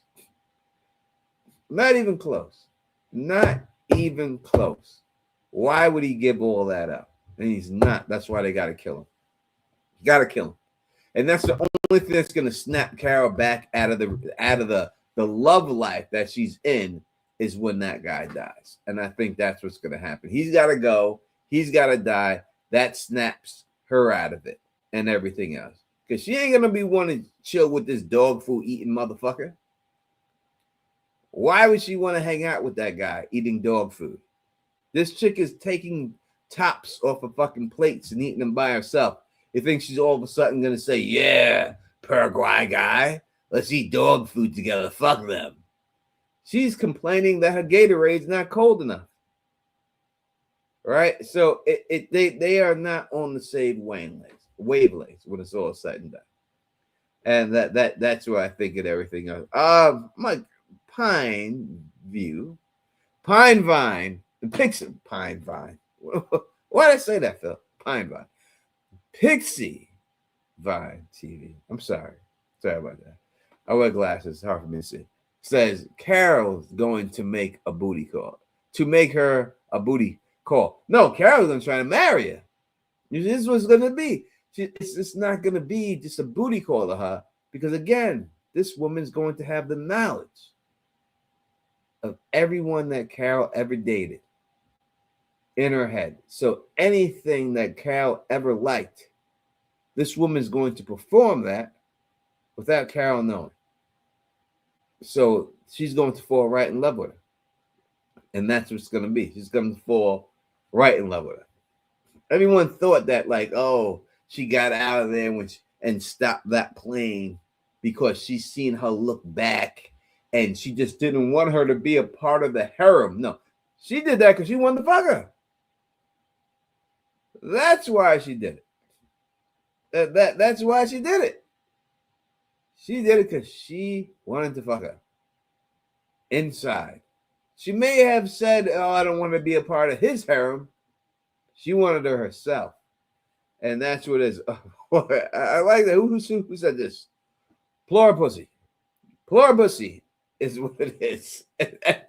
And pluribussy is better than no pussy. And that's the way it goes. Phil, you still there? Phil is not there. He's off. No, I am here. And I think Haymaker originally coined the pluribussy, but bussy. Pluribussy? Pluribussy. Bussy. Pluribussy is a great one. Yeah, it's good. It is a good one. I do think eventually it's going to get there, Tony. I don't think it's going to happen as quickly as you maybe think it's going to happen. I think it's going to be over time. I think she's going to meet up with Manu, and they are going to, in my mind, can craft some plan to. They're not going to get off the theme of trying to figure out some sort of cure for a while, but I think eventually Zosha will wear her down.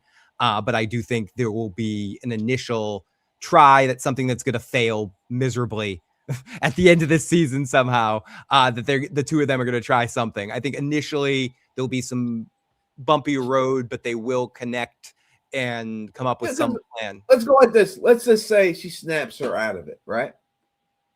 That she's able to snap her out of what she was. So let's say that. I don't know if it's going to go that far this season, but we can play with that. Let's say it eventually goes that way, right? Eventually goes. Or I think they're going to snap a lot of people out of it. I think they're going to be able to snap like millions of people out of it somehow. Let's just focus on this one, just for this conversation real quick. She snaps out Zosha.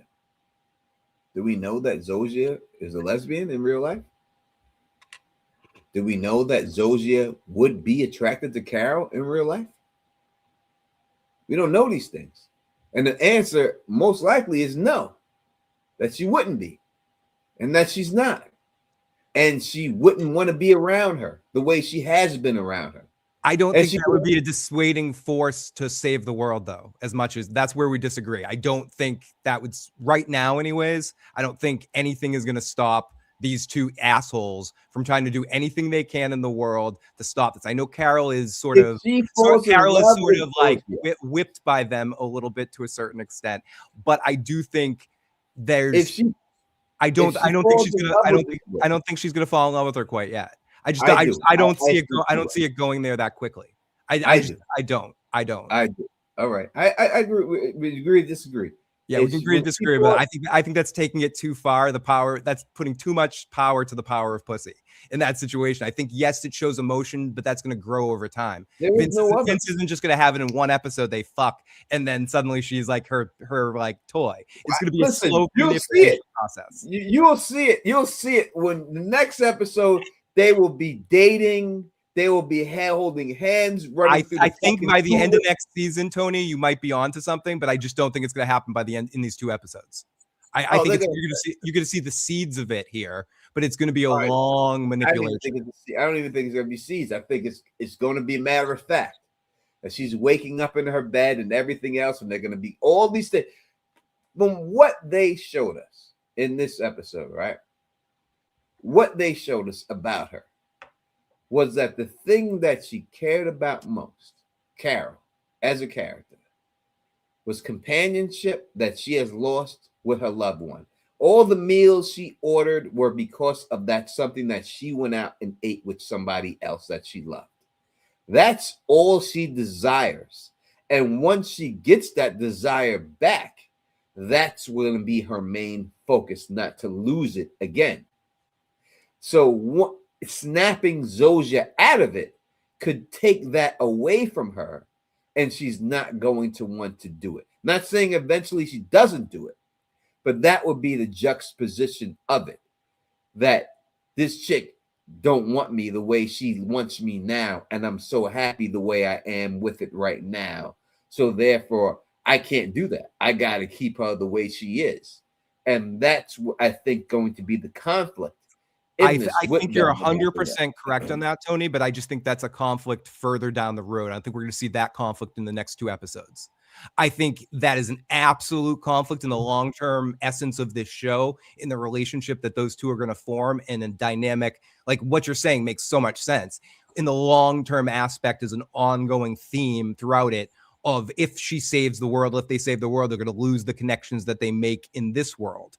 So, but I just don't think it's going to be as relevant in these 2 episodes. I think for me, I think you're just going to see the start of her caring about her, establishing it, but you're going to be focusing more on the two of them, and they're still developing. I don't think Carol's quite there yet. I don't think she's quite in a place where I think she needs to. Right now she's going to be so focused on the fact she made that other human connection. I don't think sex is high on her mind right now, even though it's in her subconscious. I just don't think it's. I mean, they had her say it. When she was on drugs, deep in her subconscious. That's different than doing it in real life. That's different than doing it in real life. Doing it in real life. It's different. It's different. It's different. No. You're saying every person you want to fuck in your subconscious, you try to fuck? I'm going to say this, Phil, that when you're on ecstasy, all right, you say shit that you want to do, just say it louder. And all that stuff that happens on that, there's stuff that would never happen. That stuff would really happen. And stuff, it just comes out and you can't help it. People blow on you, and all of a sudden, it feels like God's blowing on you, right? Yeah, but she's not taking ecstasy with Zosha. I'm saying that drug she was on just exposed the truth. Yeah, it exposed totally. That's what I said. It exposed her subconscious truth. Not no deep subconscious like that was buried and trapped in her. She wants to bang this girl because everything we've been talking about tonight makes a lot of sense. But I don't think that manifests her in the next 2 episodes having sex with Zosha. I just don't think that happens in the next 2 episodes. I will come out here and say I'm wrong if it happens. We're gonna make a bet here right now. She does not have sex with Zosha in the next 2 episodes. When that episode opens up, now when we see it, we're gonna. Cuddling isn't sex. Cuddling isn't sex. Together. They're gonna be in bed together when they cuddling. Yes, not sex. Cuddling is not sex, Tony. The cuddling. Canoodling is not sex. Hugging is not sex. If they show them in bed together, they're saying they. No, you're going to take it as a win if they show them in bed together, but that doesn't mean they had sex. Oh, Phil. Being intimate and touching each other like that. I'm talking about them having I gotta do my Bill Cosby note. You know that if they show them in bed together, they're saying no. If there was a sex scene, they'll show a sex scene. If it actually they don't have to show it for it to happen. See, this is how you're curbing your bet, because even if they just show them cuddling, you're gonna be like, "See, Phil, they had sex." No, we have to get confirmation that they had sex. They'll say something. They're not gonna. They're not gonna. They'll say something. They'll say something. They're not. They're cuddling in the next 2 episodes, but not having sex. There's no sex. They ain't cuddling butt naked next to each other, bro. Nope. They ain't cuddling butt naked, and that's your subconscious of what you want to see. I wouldn't mind it. I want to see it too. I don't have pretending I know. I don't think it's gonna happen. No, that's happening. Cuddling often does lead to sex, and it's gonna happen eventually, just not in the next. That's the only reason to cuddle. There's no other reason. That's not true. What do you mean it's not true? Cuddling is just good sometimes if you need body contact, and even if there's no sex. No, cuddling is for sex. No, men cuddle to have sex. Some people do. There's no man in the world who is just cuddling with a woman, not hoping that eventually it leads to some type of sex. Period. There's no match. That is not the way it works. I don't think you could speak for every single human in that situation, but I see what you're saying. I am speaking. I see what you're saying. There's none of that. You're not getting on the couch, laying up on a lady, let a lady, and I'm only speak as a heterosexual man that I am. You're not laying on the couch with a lady, letting the lady rub herself on you, rubbing her back, rubbing her, and there's no sexual indication. Cuddle puddles are a thing, and they're fun. I've had cuddle puddles in a lot of theater experiences where just a bunch of people cuddling, and it's not about sex. Cuddle puddles are fun. You're talking about a whole group of people, Phil. Yeah, just cuddling and hanging out. Like you're saying, there's no reason to cuddle except for sex, is what you said. I'm talking about one-on-one, man and a woman, not a cuddle puddle. I'm not talking about. I'm talking about. I have cuddled with Joe. I've cuddled with Joe, Peter Griffin.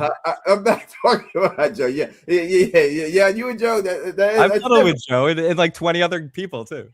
I'm saying we can talk about that on the after dark. But what I'm saying is that when you're with a woman and she comes over your crib, and she's in there, and you are on the couch and you're watching a movie together and you're cuddling on the couch, you're doing that as a man. To me, as a man, and all the men I'm asking you in the chat, y'all let me know that eventually that this will lead to some type of sex. It doesn't have to lead to it at that point. It doesn't have to be that night, but you're doing it to lead there, because when you're cuddling, you're eventually going to touch some side boobage. You're eventually going to touch some side booty. Yeah, it doesn't have to go farther than that, but it's going for that. I hear what you're saying, but I think in most, I would use the term most, not in all, because I've definitely been in situations one-on-one where I'm cuddling just to cuddle with someone I have no sexual interest in. It's just a buddy that's a girl, and you're like cuddling with them. Like I hear what you're saying, and I think in most cases you're absolutely correct. I just would not say all cases. As Pixie Vine TV says, my big brother alone with cuddle does the trick. Period. I'm sure it goddamn does. Yep. No complaints over here. No. You're speaking the Don's language, and it is. I'm just saying, this is what it is. I know, and anyone else knows. Y'all in the chat know. We all know what the cuddling is for, in the man's perspective. And the woman's perspective, I think it's to feel. They want to feel sexy and want to feel needed. And as you said, I just put the booty on you and put the arm around me, and this is what it is. That's what is going on, and that's what it is. So I don't believe that they show them in bed together in the show, that they are trying to say that they cuddled all night. I believe that they show them in the bed together for the show purposes. They're saying that they had sex that night. No, I think if they wake up in bed together, like with their clothes on, and they get up, they're just sleeping in a bed. What do you mean clothes on? Depending on what they sleep on. I'm saying if they just wake up cuddling in a bed or sleeping in a bed together, they didn't have sex. If they end up having sex in the show, they'll show the beginning of it. They'll show them making out and kissing and leading into it to make it obvious that's what happened. They're not just going to skip that part. They'll cut it. We won't see a sex scene, but they'll show the start of it. They'll show the first kiss and all that. Has Rhea Seehorn ever been in a sex scene? What was that? Rhea Seehorn ever been like in a sex scene? I mean, her and Bob did a few, but they showed the beginning of them. Like they showed. Yeah, it was never all out. Maybe she did something else, but I'm saying they're not going to show a whole scene. But if they do have sex, Tony, they're going to show the first moments of it and then cut. They're not going to make it ambiguous. No, I don't think. I think it would just. All you gotta do is show them waking up in the bed. It's like a soap opera, right? It's soap. And soap opera, they might sleep in the same bed, but they're not gonna. That doesn't mean they had sex. If they're naked and they're coming out of that bed, that it's a wrap. Okay, if they're naked. Okay, but if she's wearing a sweatpants in bed, and she wakes up and she pulls the blanket off and the sweatpants are underneath the blanket, then 100% they didn't do it. But if she ain't got no damn sweatpants on, they come up from the bed, because they may not do it to Rhea, but since this actress has already been willing to be naked in the show, they already showed her, or whether it's a body double or something, easily a show will pull the blanket off and see a little skinny ass walking right past, and that's a wrap. Is that good enough for you? Well, I just don't. I mean, sure. Like if they're naked, sure. They're not going to No, be naked. not both of them. All you need is one. If Zoja, they're not having sex in these 2 episodes, so it's moot. Okay, we'll see if it's They're moot. not having sex in these 2 episodes. It's not We'll happening. see if it's moot. If Phil, we're It's going not to see happening. if Phil is right. If they're not having sex in these It's episodes. not happening. Not in these 2 episodes. They're cuddling, they're hugging, they're being intimate and talk, but sex is not happening yet. Oh, let's take a poll. Poll. Pause. Pick the poll up. Poll. Slap that poll in the chat. Let's see.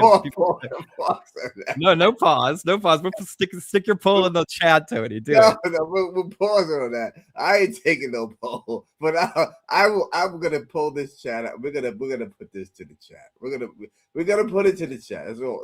That's the only way. Not what we want to see. What we think's gonna see. No, what we think is gonna happen. That's all. Not what we want. What we think. What y'all think. There'll be no drugged baby oil in this one. Okay. No. Okay. We'll see what's going on here. Let me find my channel so I can. But that being said, Tony, like I'll reiterate, I do think it happens eventually.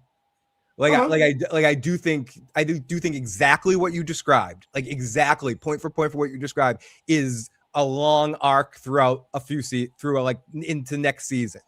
But I think what we're going to see more is more of the uncomfortability about her protecting Zosha from Mono, like him coming in hot, like what she's going to protect him because she's hit it. That's why not she's gonna... just because she cares, because she wants. Oh, Phil, it's not just because she cares. Yes, it's because she's hit it. Someone can care about somebody without having sex with them.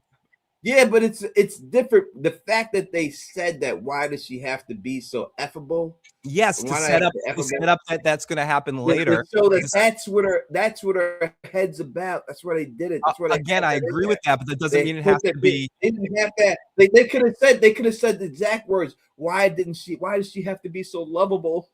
They didn't use the word lovable, right? Tony, again, I agree with you. I've quoted that many times as well, but I do think this show takes its time more than people want, and we're not going to see it yet. It takes its time. That would be way too rushing for what we've seen established in this world and how quickly things happen. It's for her just in 2 episodes or throughout this one season to end up that close and accepting of the Hive in that way that I think you're describing. How would you like to phrase this question? Will she have sex with Zosha this season? All right. Have sex. I can't spell Zosha, so I'm just going to say Z. Zosia. Zosia. I believe. This season you're saying it's not going to happen this season. Yeah, I'm saying it's not happening this season. I agree with, like I said, I agree with everything you're saying. I just don't think it happens till later. Polls up, and since we've had the poll up, the poll is in the vertical one, so people know. It's gonna happen this next episode. It's already happened. It's already done. They've already had it. Let's see. Do I have any gifting memberships to give out to people? I do have gifting memberships. And anyone who's in the live chat, you guys got to jump over to the vertical one to vote. It's only in the one chat right now. We have some gifted memberships that went out to people in there. You are now a member of Teflon TV. Welcome to the Familia, and we appreciate having you here and stuff. And we have people that aren't in the chat. No, because they're in the other chat. They're in the other chat. More people are in the other. Oh, chat. They're in the other chat. Oh, they're in the vertical side chat. Yeah. Or the horizontal one. I think you put it in the horizontal one. We got Kim is in the building. Katie is in the building. Antoine's up in there. Nicole is up in there. You all remember Teflon TV. Take advantage of all those emojis and everything else we got in there. All that good stuff. You know, we are. Oh, listen, Phil. It's only 3. It's only 3 votes right now. Out of 3 votes, though. Oh no, it's tied. Now it's 4 votes. It's tied. No, it's 3. No, yes. No, yes. People are voting all over the place. Well, we'll find out who's right, who the channel thinks is going on in here and everything. I believe it's a wrap. I think they've set this up for the whole time. and it's been built to this point, and this is the point of conflict that she will have, and you do agree with, is that do I release her to have her not want me after I care about her so much? And I think that's what it comes down to. No, thank you for watching. Thank you for watching. I really appreciate it. No problem for the membership. Thank you for watching. You could there's other channels out there who have a lot more people that go and watch their live streams. And the fact that y'all are here rocking with us, we truly, truly appreciate. You know what I mean? Blurry hoes. we truly appreciate that. You know what I mean? We do not take you for granted at all. We're happy with the crowd we got here and everything else and all that. All right, Phil, hold it down, my brother. I have to break the dam, unfortunately. Okay, let's go down over to a couple more comments here. The Real Rebel Eric says, Carol will be having sex with the whole hive mind. Does she really want that? I mean, yeah, she will be tapping into that or having the great linking with her, so to speak. Jason O says, they might have sex, but Carol isn't going to agree to join the hive. Would Phil the Issues guy have relations with? I'm not going to say it, Sonic. I've committed myself not to say those words tonight. Can't do it. Won't do it. Carol, fitting to get some mind-blowing pluralingus. I love the pluralogy tonight with all the words. So yeah, I do agree with Tony that it is going to happen eventually, and they're going to stretch out that. But he could be right. I mean, they could expedite the process. It would make the drama between Mono and her even stronger later if it goes into that situation. But I tend to think this show takes its time a little bit. So, but we will see. The poll right now is Tony's winning 57-43. So most of you people agree with Tony. Would feel I would Sonic, you know, like I would feed into that plurations or pluraringus with some plurahose. That'd be politely plausible. But Tony, yeah, I do think that I agree with you, as I've said before too. They've set it up with the drugs and all of that, her admitting that. And when I say it's in her subconscious, I don't mean it's buried deep. I mean, it's just something she wouldn't verbalize in real life. And I think for Carol to go there, Zosha needs to break her down even more with more Hellenisms when she now accepts her in the door. I think what happened didn't symbolize they're ready to have sex. It symbolized I'm ready to be open to your manipulation. And now the manipulation is going to set in over the course of maybe these one episode, and what you say will happen in the final episode of the season. It'll be one of those reveals that happens at the end or something else that happens. I just think we're going to have to see a little bit more of Carol opening the floodgates of her emotions to allow Zosha to pop in there. That being said, we have 8 votes. And 62% agree with you, and 38% agree with me, Tony. So you're winning. Only 8 votes. I guess people are not watching. Only 8 people voted. People aren't watching the vertical one, yeah. But we'll take it. You know, a win's a win, right, Tony? 1 vote. 100%. 100%. A vote to vote. That's the way it goes. No, I think it's been set up. I think this is where it's going to go down, and that's going to be her dilemma in the end, to come back. Right, to come back to who she was, Carol, to come back to wanting to save the world. Sacrifice in the end, right? What sacrifices have we seen Carol do in this show? Yeah, we always have to have a sacrifice, right? And what we have seen in this show so far is that nobody is willing to sacrifice. Except for right? He's only one, right? He's only one. The guy in Air Force One is not willing to sacrifice what he has. The parents aren't willing to sacrifice their kids. Nobody's willing, but Carol hasn't been put in this position because her loved one is gone. So I think where they're going to go is that she's going to have to sacrifice Zosha, the love she has for her, and that this woman acts like she has for her, in order to get her to be regular. I think that's what it's going to come down. Is she willing to sacrifice that? And she's going to have to be willing to do it.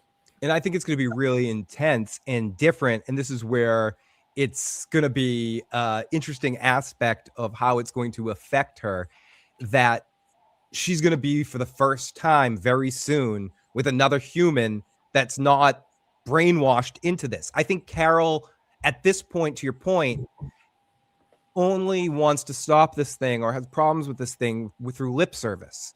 She lost Helen, yes, but I'm talking about in this world, she's telling these things to go fuck themselves, but then going shopping, having them fill the supermarket, sitting there, watching them fill the supermarket, having them deliver things with drones, deliver cold Gatorades, complain that's not too tepid, like all this sort of shit, feeding all into this shit. She hasn't sacrificed anything. She's using this as an excuse. If she sacrificed her individuality, I mean, her connection with other humans by having them all go. But that was, again, as you said, a manipulation for them to see how much you need us. You fucking need us, but you're going to beg for us to come back. That's what you're going to do. And they broke her, like breaking a freaking dog, sticking their fucking nose in pee.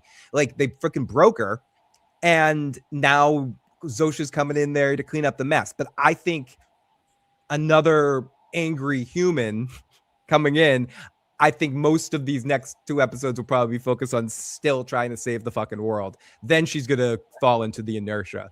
But I think she's in. I think she's in. I think that was the whole point of, because if we look at what we've seen in this last episode, they have shown us from the beginning the resistance of Carol, right? They showed us the resistance of her, but it truly wasn't a full-fledged resistance, because they showed us what a real resistance looked like from the guy from Paraguay. That's a true 100% born resistance, right? Like, I don't know. He called his mother a whore. He's like, fuck you, mom, you whore, bitch. Yeah. And they showed us, and they showed Carol, though it seemed like to us a resistance, that it truly wasn't a resistance. It truly wasn't. Because if it was, she'd be acting just like this guy. She was willing to get on the plane. She was willing to do all the things they gave her. She was willing to eat all this food. And they have shown us all these things, all the decadent food she's willing to eat and all this stuff and do all these things. They showed us all of that, right? And they're showing us that though she perceives that she's being a part of the resistance, she truly isn't gone that far for the resistance, right? As they say in wrestling, Tony, or boxing, the rubber's about to meet the road here. Road, is that what this expression? Because she's going to be faced now with the first time with someone that actually, every time she's come to the other survivors, like, help me, let's do something, let's fucking do something, they're doing this shit, do something. People have just said whatever, and then she just goes whatever and goes back to her thing, like just feeding into these things, calling the Howard Hamlin hotline or getting them to do shit. She's finally going to be faced with someone that's like, I'm here to save the world, let's do something. How is she going to react? Is she going to, like what you're speculating, she's gonna be like, you know what, we'll save the world tomorrow, I'm gonna cuddle on the couch with my girl and make some popcorn. I think she's gonna fuck her girl on the couch, not cuddle. She's gonna be fucking or whatever. But we're gonna be fucking the girl on the couch.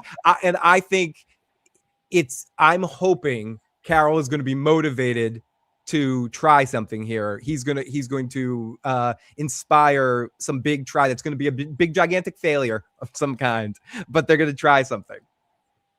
No, I don't. I think this is where they're going with it, and I think that, you know what's cool about this show, Tony? We literally don't know.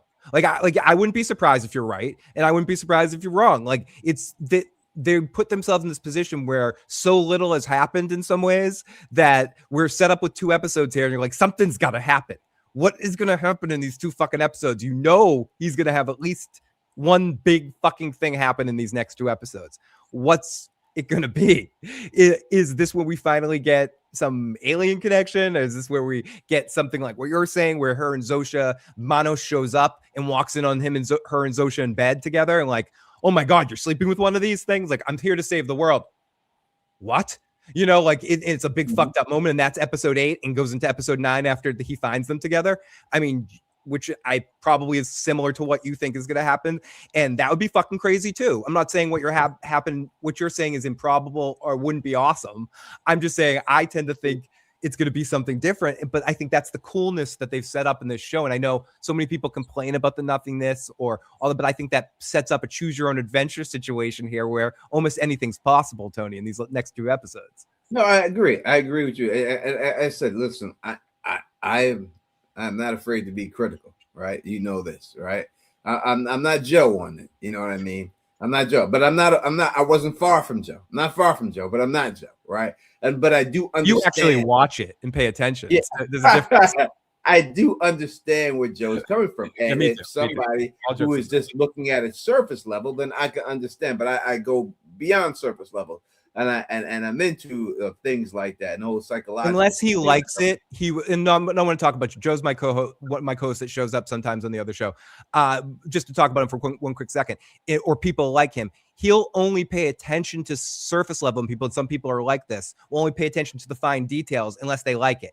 If they don't like it, they won't pay attention. You're somebody that if you're watching something, even if you're half feeling it or not feeling, you can't help it but pay attention to the fine details. Yeah, and pick up. That's just how you watch things.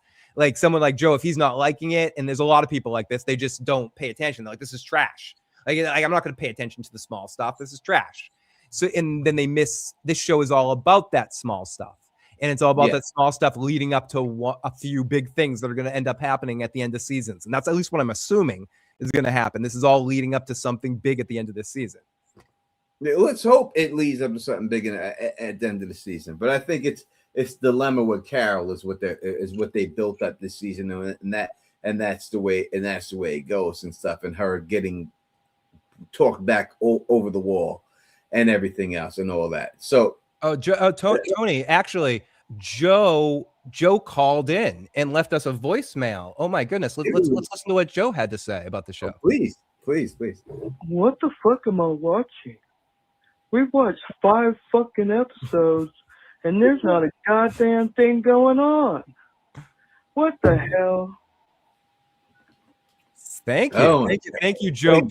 Thank you, Joe. We appreciate that. Yeah, Pixie Fine TV or Joe, one of you two. I don't know who it was. Yeah, we appreciate that, Joe. You know, it doesn't have the Bostonness of Joe. The grass. She tried. That's in the live chat. Pixie Vine TV. She did her best. She did her best. She did. It was a very good attempt. Didn't have the graspiness of Joe. Didn't have the growl. Yeah, she needed a little bit more growl. You gotta have that growl, like, oh, I'm gonna fuck. Let me Phil. Yeah, that's pretty good. That's pretty good. I almost called you to it, Joe. Let me tell you, Phil. All right. What the fuck I gotta watch this shit for, Phil? Why? You're giving me flashbacks, Tony. 10 episodes, and what have they given me yet? I've tried. It's not like I'm not trying to do it, Phil. That is very good. You're giving me post-traumatic. Tony, want to hear something funny? The episode before, last episode, I accidentally started it by saying, welcome back to Escaping From. You listen to the first few seconds of the last podcast I did. I was like, welcome back to Escaping From. Whoops. Anyways, we got people in the live chat. Job the Stampede says, Tony, a living legend, my brother. Great to see you in the live chat. Great to thank you for your membership, and thank you to everybody, and thank you to Pixie for that voicemail. We appreciate it. 100%. Thank you, Pixie. Really appreciate that. You know what I mean? Everything else, all that good stuff. You know what I mean? But yeah, no, it's an interesting show, and I think that's what it is. That's why it's just like that. What's that show? Constellation, right? That got canceled. This is a show that was a lot to take in, right? And it's a show that I had told my sister to watch and everything. This is a show, PLURIBUS, I told my sister to watch, and she loves it. It's but Constellation was so much. It was a lot. It was a lot to do. Like, you really had to be on point to know everything. I love that show personally. Like, I know between that and Outer Range, I liked Constellation better, but it was I'm not thinking Constellation. I'm thinking you're right about Constellation. I'm confused with what was the other one about the game where you're going into the game that we talked about for a while with the blonde girl, where she like where they've turned to like avatars a little bit, and they like that was a fucking another show that I pronounced wrongly. on Amazon TV. I loved it. That was my favorite of that. I love that show too. I love and it was that another show. one that you kind of had to pay attention to, but it moved faster. What was the name of that show that they shouldn't have canceled? I thought that was when you said Constellation, that's the one that triggered in no, my mind. Constellation, the Apple TV. The Apple show. TV one, yeah, with Mike from Breaking Bad. From Breaking Bad. Mike Peripheral. Breaking Bad. Thank you, Sonic. Peripheral. Yeah, Peripheral. That's both show. Yeah, Peripheral was a great show. I don't know why they canceled. That was stupid to cancel that show so early. That was a dumb move by people in Amazon TV to do. But yeah, Constellation was so good, but it was too much. It's too much. Yeah, I agree. It's too much. Like I understand why they did it, and I understand what they did, but they just put too much for people to understand in one season. Too much for people to have to. You don't want TV to be a job to people. That's where Severance gets absolutely correct. It's the perfect amount of, and From too, for that matter, like the perfect amount of that without making you too crazy.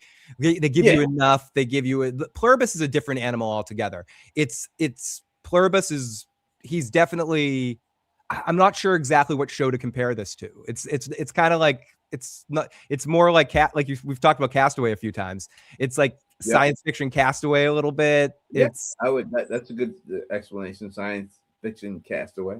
But then the hive mind is a different aspect that's mixed in, but there's definitely a Castaway-ish vibe to it at times. Yeah. 100%. Do you think that Rhea Seehorn wins the Golden Globe for her performance in the show? I want to do like a live watch of the Golden Globes if I can mute my TV and shit like that. Maybe you can join me. We figure out a way to do it. I would love or maybe do a betting pool with both of our audiences. Like we'll do a gambling pool. Like no money. We'll do play money, no real money. Do a gambling pool where we make bets on it. But do we know who she's up against? We should, yes. Actress in it. We should know. Look at you. You're already on it. Look at Tony's black actress in TV. How are people getting nominated before the seasons though? It's weird. Because I guess they're mitigating quickly the process. Nominees. We should have it here. It is Kate Bates from Matlock. Oh yes, Britt Lower for Severance. Okay. Helen Mirren for Mobland. Okay, Helen Mirren's good. Bella Ramsey for The Last. Fuck that. Fuck that. Fuck. Kerry Russell for The Diplomat. Awesome. And Ray Seehorn for Pluribus. One of these things is not like the other. Fuck you, Bella Ramsey, on fucking this Last of Us. She sucked this season. She sucked. Sorry. Sorry, Last of Us fans. I loved it. I covered it on my channel, but she sucked this season. She sucked. I'm sorry. She doesn't deserve a fucking nominee. Helen Mirren's gonna win. I'm sorry, Rhea. Helen Mirren should win too. She's gonna win. I love Rhea. I love her. I love her. She's awesome. Helen Mirren's winning. There's no one in it. There's no one. If I'm a betting man, Tony, if we're betting on this, if we're playing the gambling game, my money's going on Helen Mirren. But I'm not saying it because she's Helen Mirren. I'm saying she legitimately, the role she played is better than all of it. I think people in the chat are saying Bella Ramsey's gonna win. Yeah, I just played her. No, there's no one. Helen Mirren in Mobland is chef's breathtaking, dude. She's breathtaking. She's fucking breathtaking. Oh, it's chef's kiss. Like you never seen Helen Mirren like that ever in anything. She's not that type of person. Again, she's acting. And that's nothing. You would think that's who the fuck she is, the way she pulls that shit the fuck off, the way she Kathy Bates is great, but Matlock's not a good enough show for somebody to win something like that on. Kathy Bates deserves a nomination. Give it to her. I watch Matlock. It's fun. It's a fun show. It is definitely fun. The woman, her partner on it, her lawyer partner is fucking gorgeous. It's a great goddamn show. And John Ritter's kid's on it too, who's fucking great. Great to see John Ritter's kid. But great show, not nominated worthy. Helen Mirren on it's fucking great. That's you could study that in the book. If Helen Mirren doesn't win, it's something wrong with the fucking system. I do think Ray's gonna win eventually, but I just don't think this is her year going up against Helen Mirren. No, not anyone else. If Helen Mirren was not in this list, I would give it to her. Do you know who should have? 100%, Tony. And Samuel, just quick thing. The person that plays Abby should have been Ellie. The girl that got cast as Abby should have been the girl cast as Ellie. And I think she originally was, but then they thought she aged out of it. But fuck that. Fuck that. No, If Bella can play 25 old Ellie, fucking Caitlyn could have played young Ellie. Like I don't give a fuck. Caitlyn would have been a better Ellie. She would have been a much better one. Yeah, no. I love you, Ray. But no, it's you can't. And I think she would agree that Helen Mirren. Yeah, Helen Mirren's gonna win that. That's so much stuff that she says in that show that you go back and listen to what she's saying, and it's nuts. Like she's just so on point in that show and all that. So that being said, Ray, I'd give Ray number 2 on that list. Yes, I think she's if better anyone else. If Helen wasn't there, she should win. Yeah, she's better. She's better than Helen. Speaking of Helen, she's better than Helly from this season of Severance, who had a great year. But she's still better than that performance. She's better than Kathy Bates' performance. But she's better than Bella Ramsey's performance. And so yes, I do think. Other than Helen Mirren, it's a performance of a lifetime that Helen Mirren's giving in this, and that's just the bottom line. So before we get up out of here, because I'm gonna let y'all go at 10 o'clock. You're kicking my ass in the poll, Tony. 64-36 with 11 votes. All right, we shall see how it goes, how it all plays out. Let me say this. Me and Phil and I, we talk about greatest shows of all time on television history a lot, and we have brought that up many a times. And y'all can put what you think the greatest show in television history is. Give us your Mount Rushmore, your top 4. Yeah. I really feel I have to go back and change an answer. Ooh, interesting. When I look at like saying the greatest show of all time is The Wire, and then I put Rome in there too in my run, because without Rome you don't get Game of Thrones, you don't get none of this, you don't get Gladiator, you don't get all these things. That's how great Rome was. Homeland needs to be in there. I think Homeland is. I'm rewatching it again. I just started.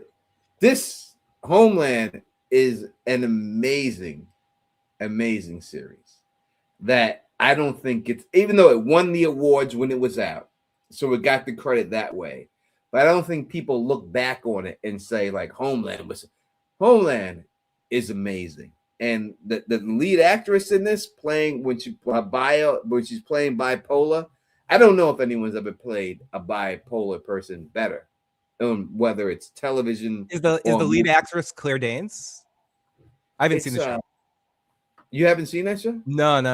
It's not a show I've watched. So I'm interested in hearing what you say. But I've heard good things about it. My friend Matt, who does the Sopranos podcast, has watched like 5 series in his life, and it's like Breaking Bad, Better Call Saul, The Sopranos. Claire Danes. It is Claire Danes. Okay, that's what I thought, because I like Claire Danes. I watched My So-Called Life, her and Romeo and Juliet.